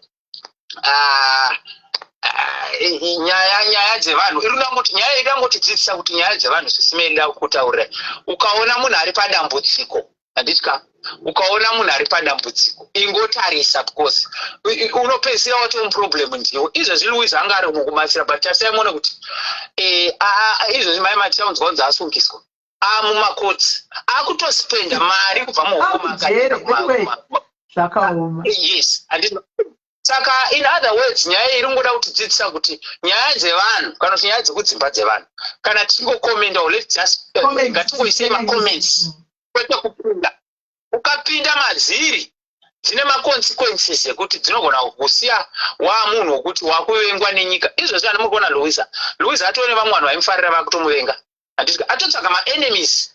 Mukubatsira imomo atova nemaenemies, mukubatsira imomo varimowo zvavo vanzwisisa situation yekuti munhu anga achitorwirawo mudzimai kuti abude muabuse, vanhu vatanga kumufarira. But kana makazvitarisa izvozvi motoona kuti mamacomments akutomuvenga, which is wrong panyaya idzi. Ngatimbomupeiwo mukana iyewo I think ari kutodzidzawo kuti pandakaita mistake, naiyewo panyaya dzevanhu ezvi next time achadzibata.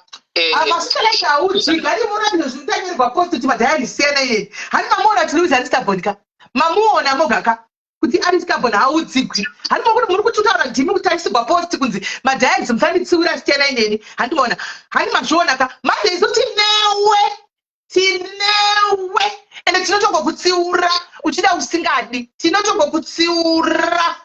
Tisire maposti chero 15 chero 20 tichange tichingokutsiura. Tinewe uri stubborn uchapera.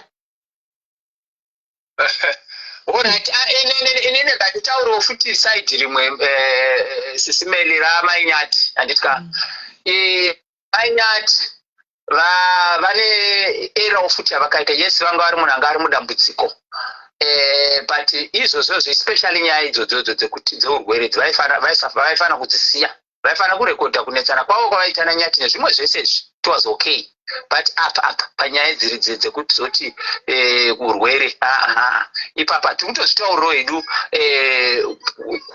kuenda kumberi kuti vanofana kuti kana nyange dai vachitsvaga rubatsiro ngavatsvage rubatsiro, but vane zvimwe zvinhu zvisingataurwe simeli vanhu tiri mamarriages. Une chimwe chinhu chausingafa ukataura tisingatarise zera kana kuti unotoona zvimwe zvaunotoona kuti izvi zvikazobuda mangwana hazviite zvakanaka, but pakutsvaga zvavo help yekuti ndiburitswe muabuse kwakanaka.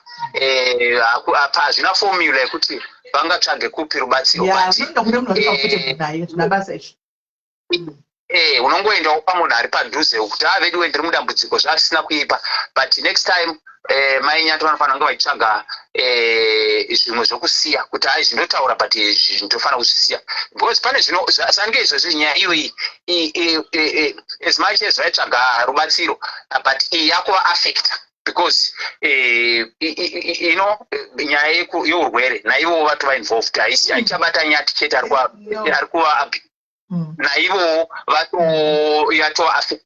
Yani mazona saka ndo mashoko angu ekupedzisira, but aiwa regai tingoona zvinofamba sei. Ndo social media yacho tingodzidzawo nesuwo kuti nyaya dzevanhu kunyange dai ndakaona munhu mangwana achiabhuswa ndinofanira ngouyawo ndingoti ngari kuabhuswa ndosiya ndorega kupinda mune moyo, because mangwana it will backfire. Saka izvi zvitakuona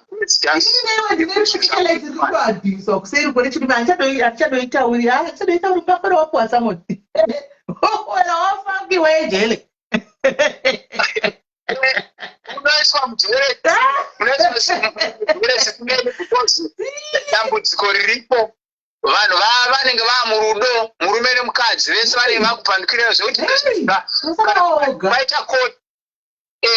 kwaita koti mainyati kuti uchivati mainyati vanenge vatopanduka zvekuti maimbotaurirana kuseri kuti vedu ndibatsirei, hazvive zvatochinja. So ndiwo nyaya inonetsa panyaya dzevanhu vanodanana vari vaviri, vanopandukira iwewe at the end of the day. So we need to be very careful, especially at Simata nyaya dzemacouples. Nyaya dzemacouples dziri very dangerous. Even dzemuri. Unogona kutotaura kuti zvakati. But unozoona mangwana ndiwo wapandukirwa vanhu vaya vakudanana. So ndo mamirira zvakaita. Ndapedza hangu. Right. Thank you very much, Uncle. Thank you very much for your input. Very profound. Thank you. Right. Hey, guys. Amen. I just pray and hope kuti zvipere kwazvo, zvipere zvakanaka and zvipere kwazvo. Anditika right. Anditapedza kutaura ka taipedza kai. Tochine eduka kune dzedu dzamazuva yese. Tongochibuda munyaya dzavanhu. Totiza kamunyaya dzavanhu. Topinda kamune dzedu guys. Pana chiso kutareka topinda mune dzedu. Tine dzakawanda kapanapa dzakati ndusha totangira papi izvozvi. I don't even know where to start. Totangira papi. Tine dzakawanda dziri hengi. Right.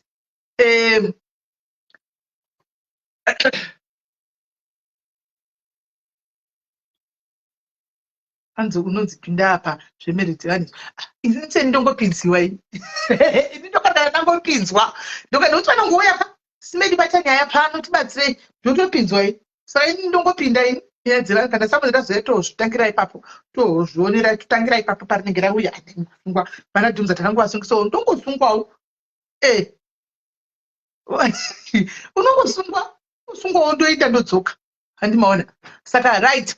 Topinda mune dzedu handitika guys. Saka handichasanganisa handiti. Hanzi ndichakutaura handisi kuti ndogona kuedha. I don't know kuti inopinda. Tanda kupinda mune dzedu itapera ela ndikuti kuedha you be the last one and then topinda mune dzedu. I don't even know where to start guys. Nyaya dzakawanda. I don't even know where to start. Hello Kola. Hello Sisimeli, how are you? Did you want me to stay? Thank you for adding me. Ndiri kuda kungotaura pane maonero angu andiri kuita nyaya yaMainyati naLouise handiti yandoda kungoti tingoonesana mbichana. Inini my point of view ndichiona Louise achitaura nyaya iyi even kana mukanotarisa facial expression yake papodcast paDJ Ola. Louise, she's innocent. Anga ari kutoita zvinhu wholeheartedly, but asiri kuziva kuti pane zvimwe zvinhu zvaakashaya wisdom yekuti haaizofanira kuzvitaura, asi achizviita achifunga kuti ndiri kubatsira. Then mistake yakaitika ndeyekuti Mainyati vakatobetreyawo futi Louise, vakamudhiraivha kuti asvike paakasvika. Why? Mainyati ndo vakatanga kurekodha marecordings vachipa Louise. Hakuna munhu angaita kumanikidzwa kunzi rekodha maaudio. Mukateerera maaudio aya Mainyati vaitorekodha nekutemba Louise. Saka Louise mukurwadziwa kwake ndobva aitawo kutakurirawo moyo like my sister. Ende mukuburikidza nekuti pakanga pabuda nyaya yekunzi Mainyati vari kuabhuswa handiti. Mainyati ndobva vatanga kuramba. But Louise achiziva chokwadi kuti munhu uyu ari kuabhuswa. Saka dzanga dziri shungu dzekuti munhu anogona kufa nenyadzi dzekuti, because kune umwe munhu anenge aine fear yokuti hama dzangu dzikazonzwa, you know tese kuti tiri mamarriages, unotogona kutorohwa nemurume, but unoenda kunosaidhira murume wako uchifunga kuti saka vana vangu vanozodii, saka mangwana zvichazodii. Saka ndo ka-element kakabata kuna Mainyati. Saka Louise anga ari kuzamawo nepaanogona napo, inini mukuona kwangu, kuti akwanise kurescue Mainyati. But Mainyati vaifanira kudai vakangotenda kubva pakutanga kuti zveshuwa ndine nyaya ndakaudza Louise, izvi zvinhu zviri kuitika, murume wangu ari kundiabhusa. Louise angadai asina kuzobudisa ma-V11. Remember kuti panyaya sepanoitika nyaya, uyu already vanhu vari kutora side vari kuma-inbox vanenge vachiti Louise uri kunyepa, tibudisire ma-V11 tione, tiprovhire. Mainyati vachiti aiwa tanga tiri kuita skit, handi muri kuona. Saka uyu paakundouya manje papodcast ari kuda kutozama kutozvisunungurawo kuti vedweka, I want to prove to the world it's so painful kuti munhu okuudza chinhu apedza kukuudza obva atanga kukurambira. Saka this is what I'm seeing pa this case. Louise zvake yes akazongoshaya wisdom yekuti zvimwe zvezvinhu hatizonyanyi kutaura deep, because problem riri kuita masocialite nderekuti vane dzimwe personal dzavasiri kuzoziva kuti pane padzinotangira uye nepadzinogumira. Vanobva vaenda ma-extremities ekuzonotanga kubudisa nezvimwe zvinhu zvokuti unenge wakuita bhozi. Kana tichiita socialite, ngatingouyai papage panapa tiita zvona socialite, but kana tava kuenda mupersonal life, ngachive chidzidzo kumwana wese weZimbabwe kuti if we are going deep kupersonal life, zvava kuda wisdom yemunhu audzwa kuti nyaya iyi ndinoita tackle this issue in which way. Ati muri kuona? Saka Louisa anga atopa platform zveshuwa yekurescue mainyati, but akashaya wisdom yekurescue nayo iri good way, zvekuti ndiye munhu anga ane bhora rese. Tingadai tichitomuomberera maoko dai akazviita in a good way, but innocently seZimbabwe vanhu vanofanira kumuregererawo vachitarisa side rekuti akanunura rufu rwemunhu, because zvinganakidza nhasi mainyati vachiti vakunosungisa vakunodii, but mainyati vacho vari kukangamwa kuti the same man here ari kuvaabhusa ndiwo vangori naye. Mangwana achangodzokera hanzi shiri nemuriro wayo aiite sezvai airegedzi unless kana atende ukanyati wacho, but kana pasina hapana. Mangwana achaita problem achanochemera kunani. Saka mainyati vanofanira kutora moyo. Yes, pakanganisika Louisa azotaura status, but ngavatore moyo wekuti munhu uyu akandibatsira because murume wangu anga ari kundishungurudza. Ndo zvandingataura usismeni on my side from my point of view. Aiwa, muono wenyu wakanaka kola zvokutodaro wakanaka zvokutodaro ndotambotozvitaura kuti akatoenda aine good intention but pakazobhaizika pamatauriro chete. But it's okay kola, thank you very much. Rigaitione kutaendera mberi. Thank you nemuono wenyu. Right. Right guys, saka zvandakuita kwadzinyedza vanhu mudzida rikatoona uyo risingarinyedza kuti mupise pano iri ghost ikatiri delete ghost rapinda akatogadzwa mamacha. Right, saka guys ndakudona tobva tadzoka handitika tochipinda munyaya dzedu dzitapedza dzavanhu nyaya dzevanhu todzida sitadzipedza handiti tochipinda munyaya dzedu handitika dzatakupinda. Saka musaenda tiri pano tokontinya kumberi handika ndiringoda nekudzoka tisadzibatanidza nyaya idzi nedzimwe nyaya dziri very much important. Musaenda.